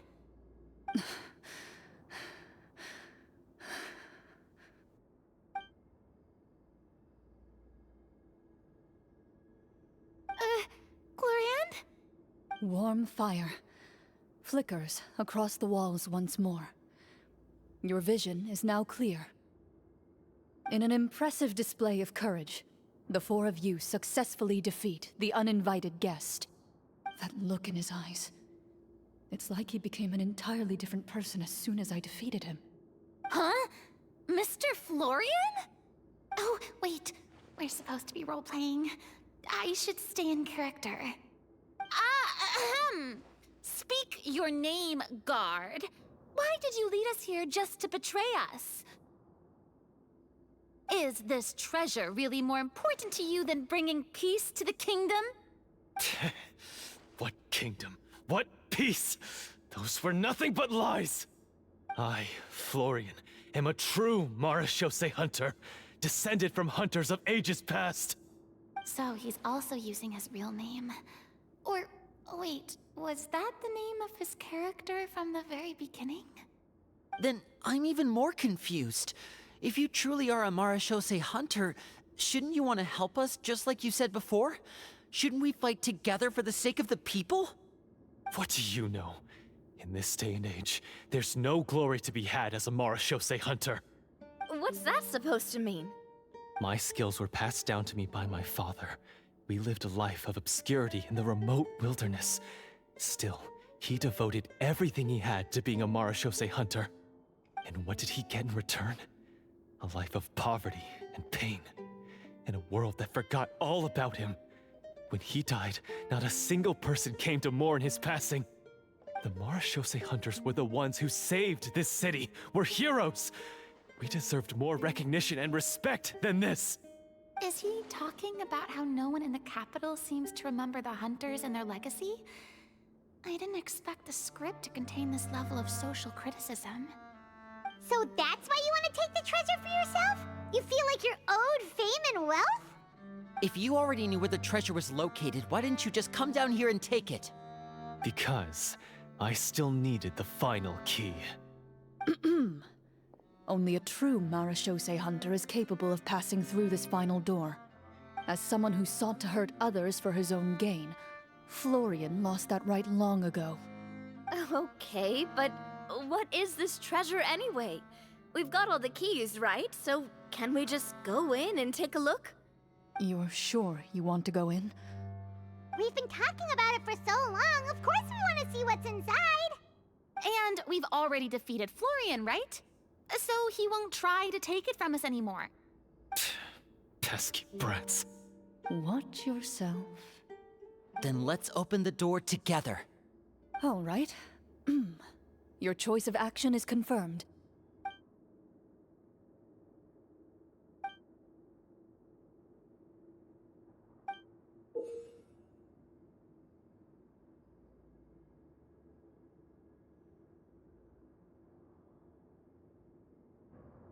Before you, the door to the treasure, sealed and undisturbed for more than 100 years, finally swings open.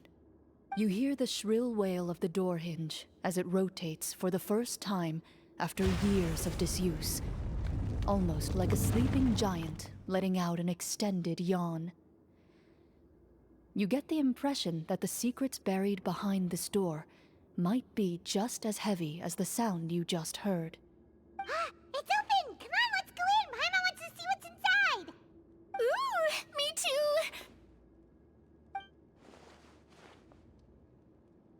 Ugh, uncovering hidden treasure is the most exciting part of adventuring.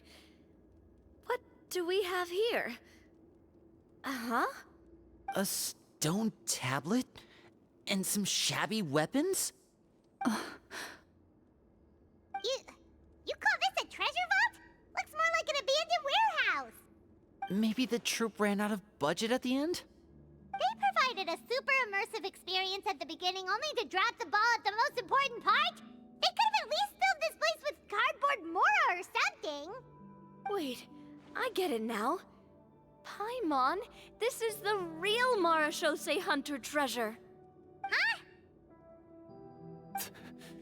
This is it? The Marashose Hunter treasure is just a stone slab and some broken swords? I can't believe it. I refuse to believe it! Whoa, are you okay? The Marashose hunter before you appears to suffer a serious mental breakdown. He needs to leave the room for a moment to collect himself. One of you seems to understand the significance of the treasure already. If the rest of you wish to follow suit, you may remain here in the meantime and explore your surroundings.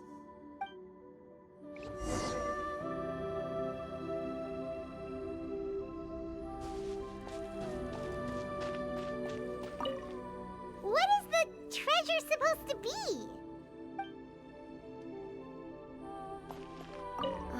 The names on the tablet. The old and broken weapons. Walter.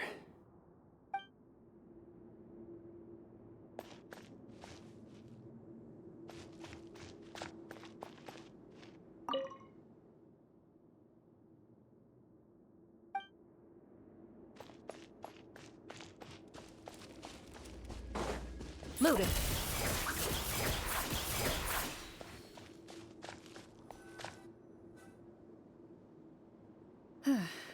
So, how are you doing?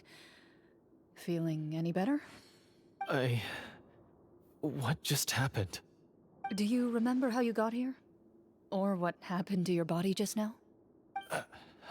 I remember now. I brought you here because I wanted to... The explosives in the cave! You mean these? Huh? How did you... I could tell something was off the moment I stepped into this cave, so I kept an eye out. I've already dismantled the whole thing. So the strongest champion duelist in all of Fontaine saved the day once again. Guess I shouldn't be surprised. It would seem your skills as a Marashose hunter are as sharp as ever. I deserve some answers, don't you think? Tell me why you wanted to lure me here.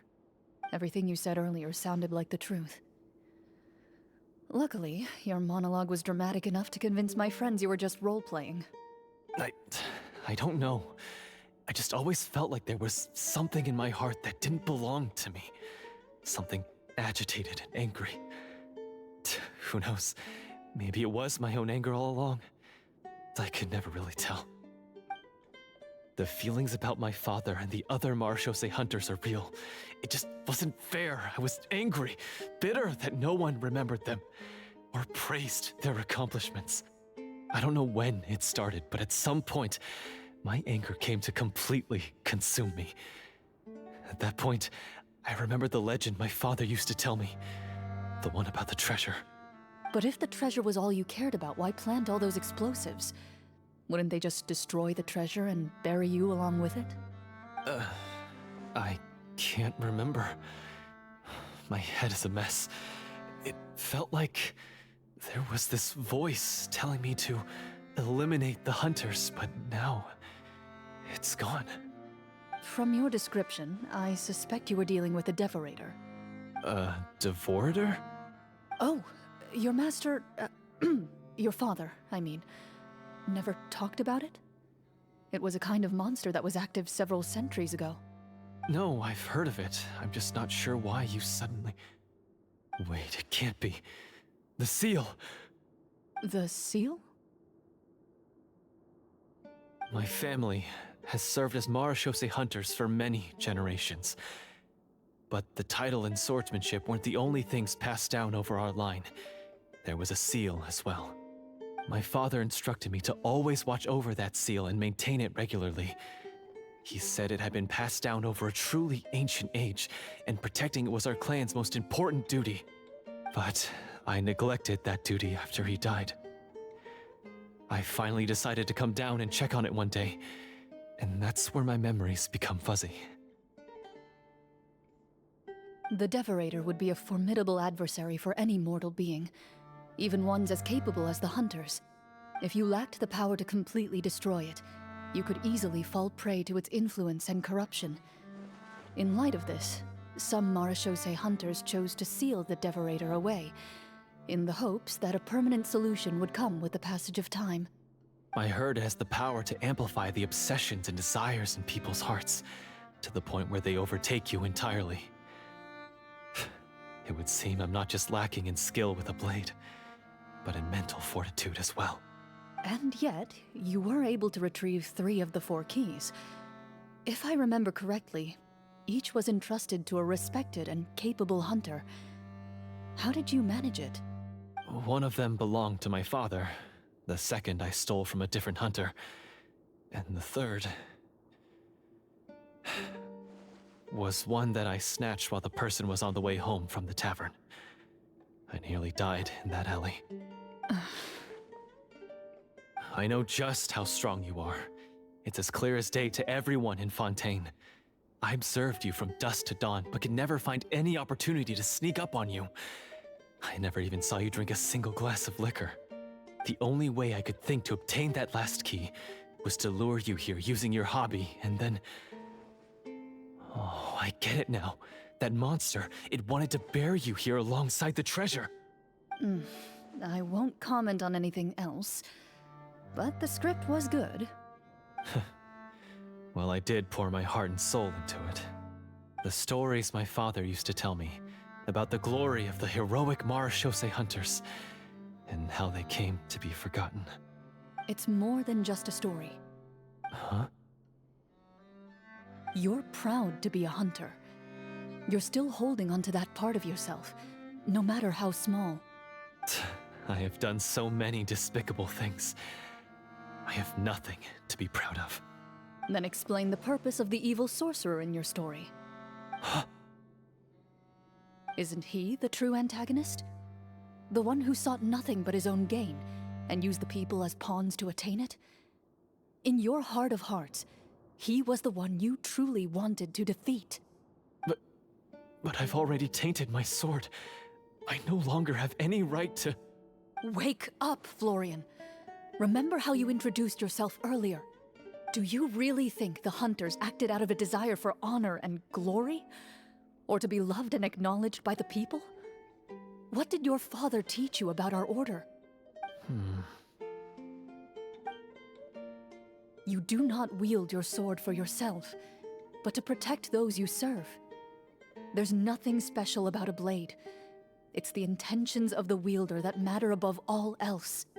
Do you still not understand? Even after seeing the treasure for yourself? The contents of that room, they represent the true legacy the hunters left behind. You're right. I am a Marachose hunter. It's time for me to redeem, no, to finally serve the people I vowed to protect all along. I wouldn't be so quick to push aside the need for redemption. I know. That's a charge I won't bother to defend myself against. Good. Then, come with me, and help me see the script through to the end. Huh? See the script through to the end? But there's no more script left. Never finished it, huh? No, I mean, I wrote the script with the sole purpose of luring you all here. There was no reason to write beyond this point. Then we'll just have to keep writing it. The evil sorcerer still needs to be defeated. You mean the Devorator? Are you saying I have to make up the rest of the script as we go along? Is that really so hard? You've already written most of it. Surely you can write an ending where the hunters win and justice prevails. I'll be there to help you too. You aren't afraid your party will fall into danger? I know what my friends are capable of, and they're all quite skilled. Besides, I need their help. Then, are you going to tell them the truth about all this? I don't intend to spoil the fun. Sometimes, protecting dreams and fantasies is more important than exposing the truth. Don't you think?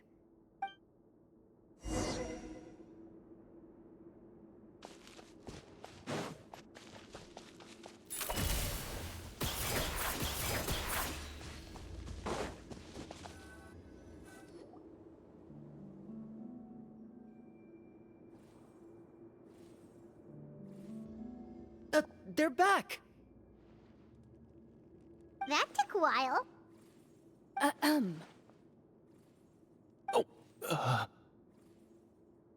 Ahem! My fellow Marashose hunters, please forgive me, for I have sinned. Tone it down. Sorry. After crossing swords with you and witnessing your courage in battle, I've rediscovered my true self and regained my pride as a Marashose hunter. Oh, do I smell a redemption arc? I confess, I was brainwashed by the evil sorcerer. He asked me to lure you here so he could bury you in this cave. That little... Wait, you're saying all of that wasn't you, but the evil sorcerer? That's right. He's adept at manipulating the hearts and minds of the people. I fell under his influence because I did not possess a strong enough sense of will. Huh! And how are you going to prove that you're a changed man? We're not going to fall for the same trap twice. To be perfectly honest, I only came to my senses after seeing the treasure. It reminded me of my father's past teachings. The treasure was actually... The names of all the Marashose hunters from ages past and their weapons? Wait, you already know? Of course. Don't underestimate a veteran role player's exploration skills. Oh, wait, I mean Marashose hunter Navia's exploration skills. We just finished reading through the content of the stone tablet. That tablet recorded the lives of some fascinating people. For example, this Marashose hunter called Est. She inherited the responsibilities of the Golden Hunter and passed judgment on many people. But in private, she had a very easygoing personality. Her favorite pastime was singing and dancing with her friends, and she was said to have a beautiful voice.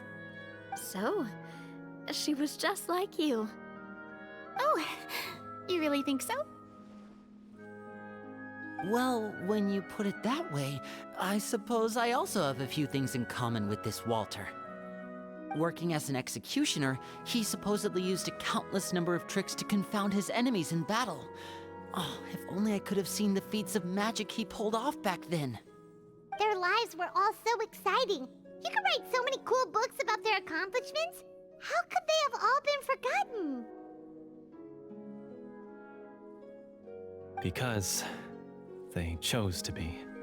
To hunt monsters that only appear in the shadows, you must also operate in the dark. To be a Marashose hunter is to willingly give up on wealth and fame. Then this stone tablet must have been left behind by their companions. That's right. Few Marashose hunters ever revealed their identity to the public. They always protected the city from the shadows. The only time they spoke of their accomplishments would be at night, when they gathered with their fellow hunters in front of the bonfire to share stories of the monsters slain by their hand. So, this tablet was created not so that the hunters would be remembered by the people, but so that they would be remembered by each other. No wonder this place was so well hidden. You regard the stone tablet in solemn silence. The names of your comrades etched onto its surface serve as a reminder that you are never truly alone. The tablet proves that, although a hunter walks a shrouded path, it is not a solitary one. There will always be those who walk beside you, a fact that remains as true today as in ages long past. Their legacies shall continue to be passed down from generation to generation, as everlasting as the stone onto which their names are carved. Father, you once told me that I should seek out the treasure if I ever became lost. So this is what you wanted me to find.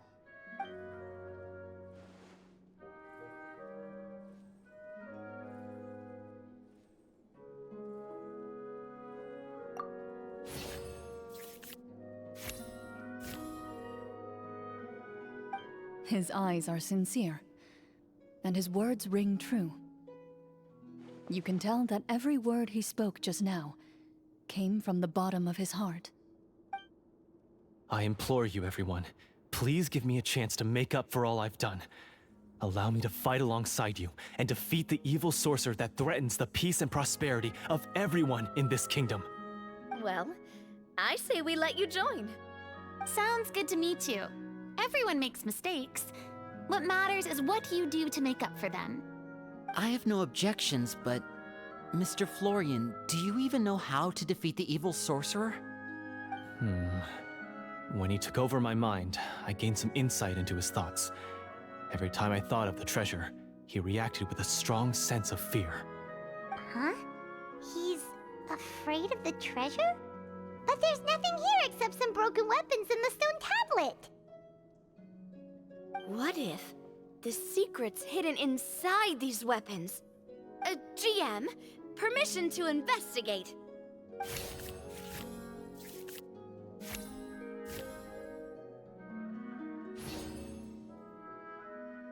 At first glance, the weapons appear absolutely ordinary. But as you observe them, you notice a faint energy emanating from within.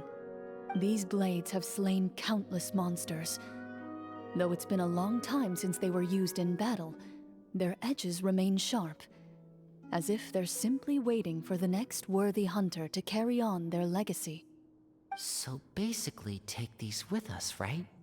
I'll take this weapon, since it used to belong to Est. Maybe it'll find comfort in being held by someone who appreciates the arts. Ah, good idea. I'll take Mr. Walter's bow then. From one archer magician to another.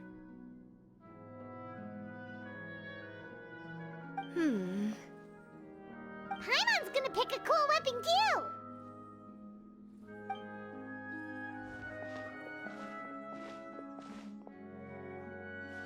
As you grip your weapons, you can almost feel the will of past hunters coursing through your being. It's a feeling of courage, determination, a silent vow passed down from generation to generation that says, eradicate the monsters, no matter the cost.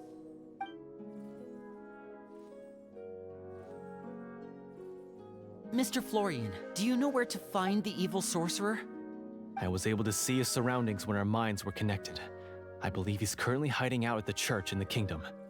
We must be extremely careful. He's spent so long living among monsters that he's now taken the form of one. He will not be easily defeated. Then why don't we explore some more and try to find some higher level gear? We don't want to just fight him and lose, right?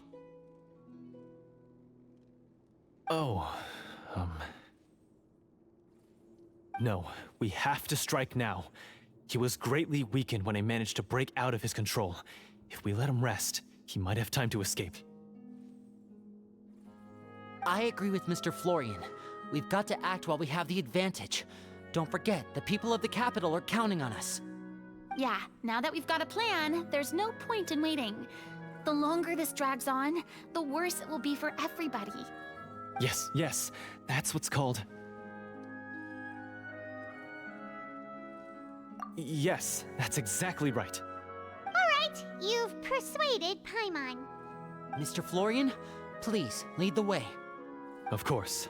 Follow me. He had to set up so many scenes today, and now he has to join in for this last part. I really don't envy his job. Finally, you decide to slay the evil sorcerer and bring peace back to the kingdom once and for all. As you walk away, you feel the gaze of the stone tablet at your back, as if all the hunters of the past are wishing you success in the battle ahead and awaiting your triumphant return.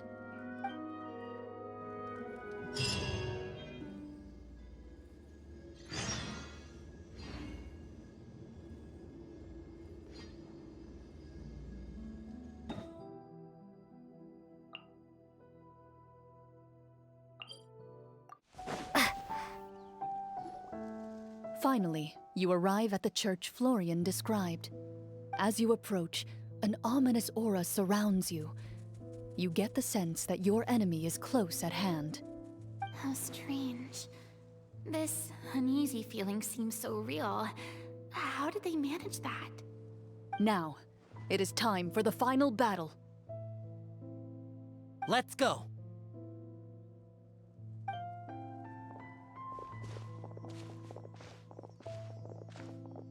Florian, wait. What's wrong? I think you should wait outside. You've already been corrupted by the Devorator once. It could easily re-enter your mind and take control of your body. I don't think it's a good idea for you to be this close. If it corrupts you again, it's possible you might take on a new form entirely.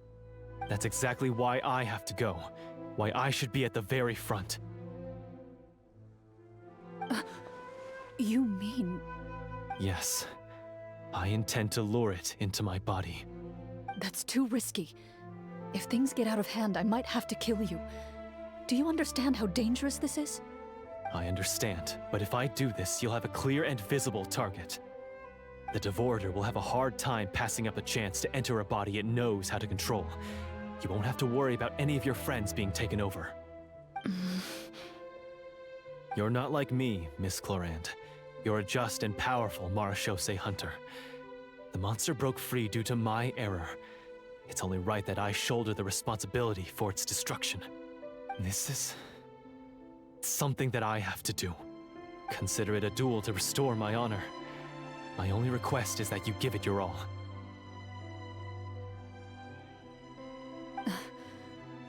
I understand. Then, as a champion duelist, I hereby accept your request for a duel, and extend to you my most sincere regards. Thank you. The battle is now upon us. Let the Devorator once again tremble under the blade of the Marechaussee hunters.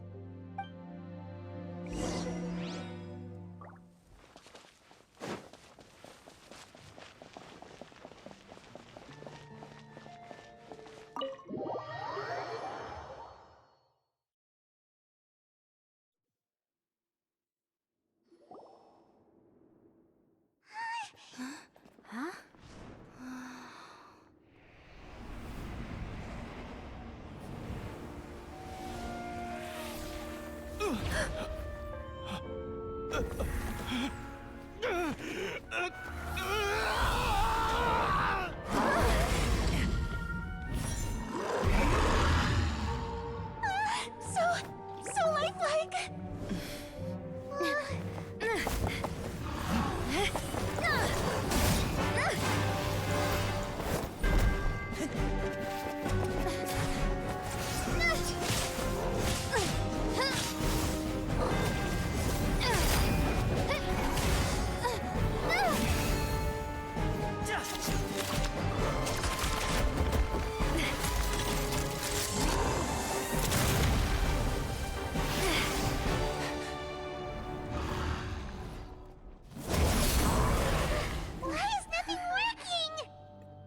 This foe is not invincible. You hold the treasure. The power to defeat it in your own two hands. The treasure? You mean... the names! It's the Marechaussee hunters' names! How are we supposed to... You forget, Paimon? There's still one skill we saved until the very end. Hunters fight not for fame, but to aid the people whenever they are summoned. Walter the Marechaussee Hunter, master of 1,000 tricks, executioner of the Phantom Hunters, I call for aid! Est, the Marechaussee hunter, inheritor of Cassiodor's will, judge of the Shadow Hunters. Answer my call!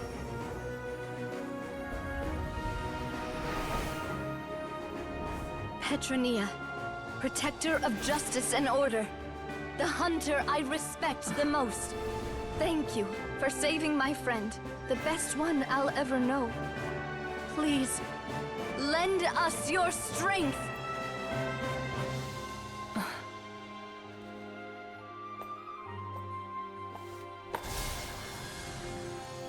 We have come to answer your summons.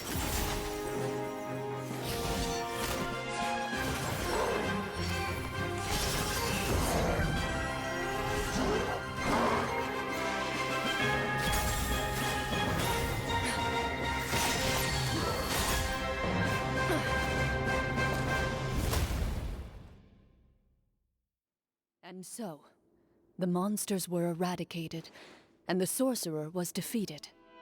Peace soon returned to the capital. Those in the court, manipulated by the sorcerer, also recognized the errors of their ways.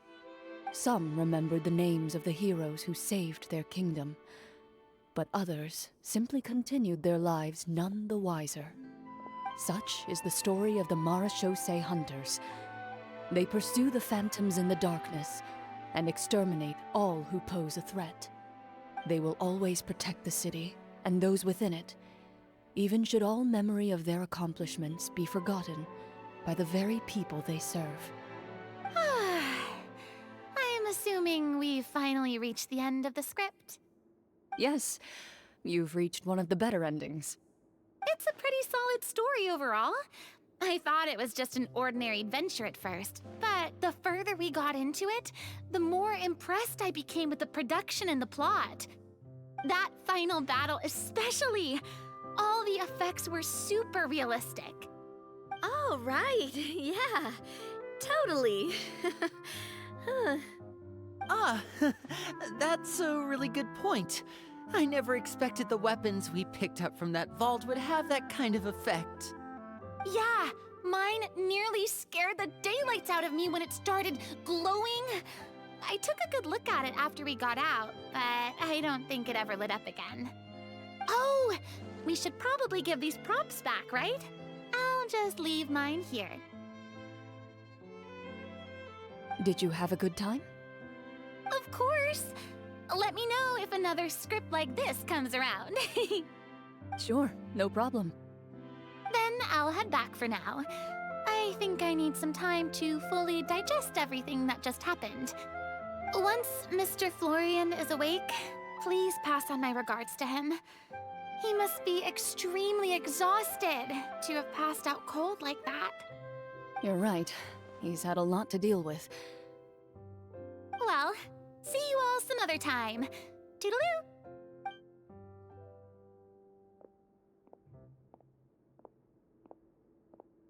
Okay, so, can I ask now, I think it should be fine, yeah. what in the world was going on back there? So you saw through all of that? That time in the cave when you told us to close our eyes, it'd be weirder if we didn't notice anything. I was dying of curiosity the entire time. I mean, you did a pretty bang-up job of pretending nothing had gone wrong. Farina actually looked like she thought all of it was planned. Guess none of us wanted to be the one to break the illusion. What are you all talking about? Oh, wait. Don't tell me Paimon never... Oh, this is all my fault. It's not too late to cover your ears. Here, Paimon. I'll do it for you. Bit late for that, don't you think? You're saying everything that happened back there wasn't actually part of the script?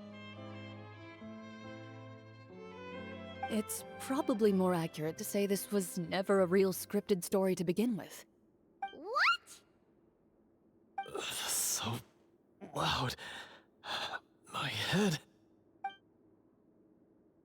Hey, you! Get up right now and explain yourself! No shaking, please! Oh, my head.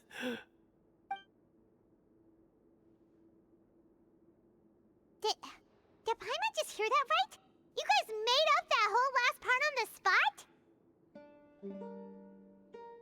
It's not nice to lie to people, but Paimon's gotta admit, that was a really good story, Florian. Oh, and nice improvisation, Clorinde! Yeah, it was like watching a magician improvise a spectacular magic trick after forgetting an important prop. If Paimon knew something was wrong with that vault, she would have floated straight in the opposite direction. Everything was under control. As if you've ever described a situation as being out of control. I'm pretty sure any situation you consider to be easy to handle would scare a reasonable person half to death.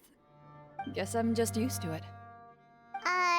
You must run into a lot of unexpected situations then. That explains why you're so good at coming up with things on the spot. As for you, Florian, I know there's no excuse for what I did.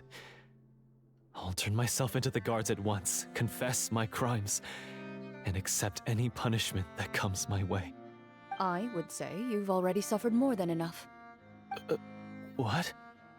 You may have been blinded by fame and fortune in the beginning, but your actions during the final battle had proven you to be a true Marechaussee hunter. You'll be far more used to the city above ground than below. Your job as a hunter is more important. But... Of course, you'll still need to take the keys and pay a personal visit to the 2 hunters you wronged. Prepare to accept any terms they give you as well. yes, of course. As far as I'm concerned, though, your showing in the duel was enough to prove your honor. Then I'll do exactly as you said. I'll go return those 2 keys right now. Thank you so much, everyone. I'll do my best to prove myself worthy of the second chance you've given me. I swear this on my name and honor as a Marechaussee hunter. Until we meet again, everyone.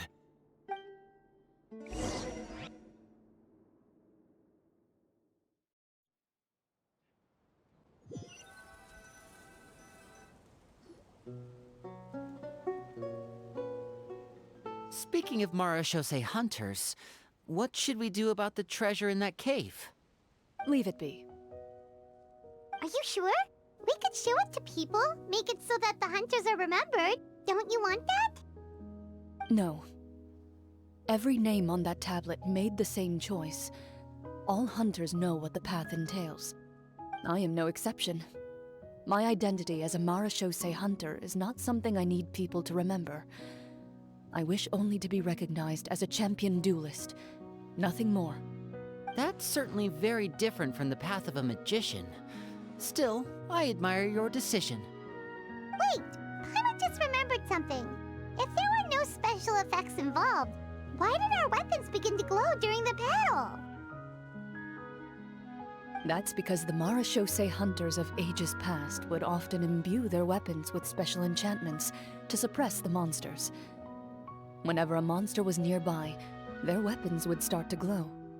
Oh, so that's why they had an effect on that guy near the end. I really thought the summons were doing all the work. Well, I'm sure the summons were a part of it too. Oh? How so? This particular devorator probably hailed from the same era as the hunters we saw in the room. The names you recited all belonged to the bravest hunters. Countless monsters fell to their blades. That's likely why the devorator visibly reacted when you said them out loud. So the names held the power all along! Navia, everything you said during your summon. Huh? Oh, I meant what I said. I mean, it was true to my character, so yeah, I'm glad you heard it. Just don't make me repeat myself. It's embarrassing. I really appreciated those words. All right. Don't get all sentimental on me. Anyway, let's not talk about that anymore. I'm going to go on ahead. Don't fall too far behind now. She ran off! I should probably head back as well. This story was truly incredible. I might have to spend the whole night telling my siblings all about it. Goodbye.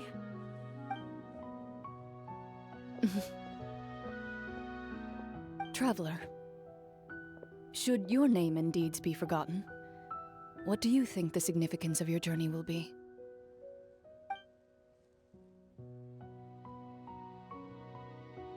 I suppose the significance would be the journey itself and the world we helped create.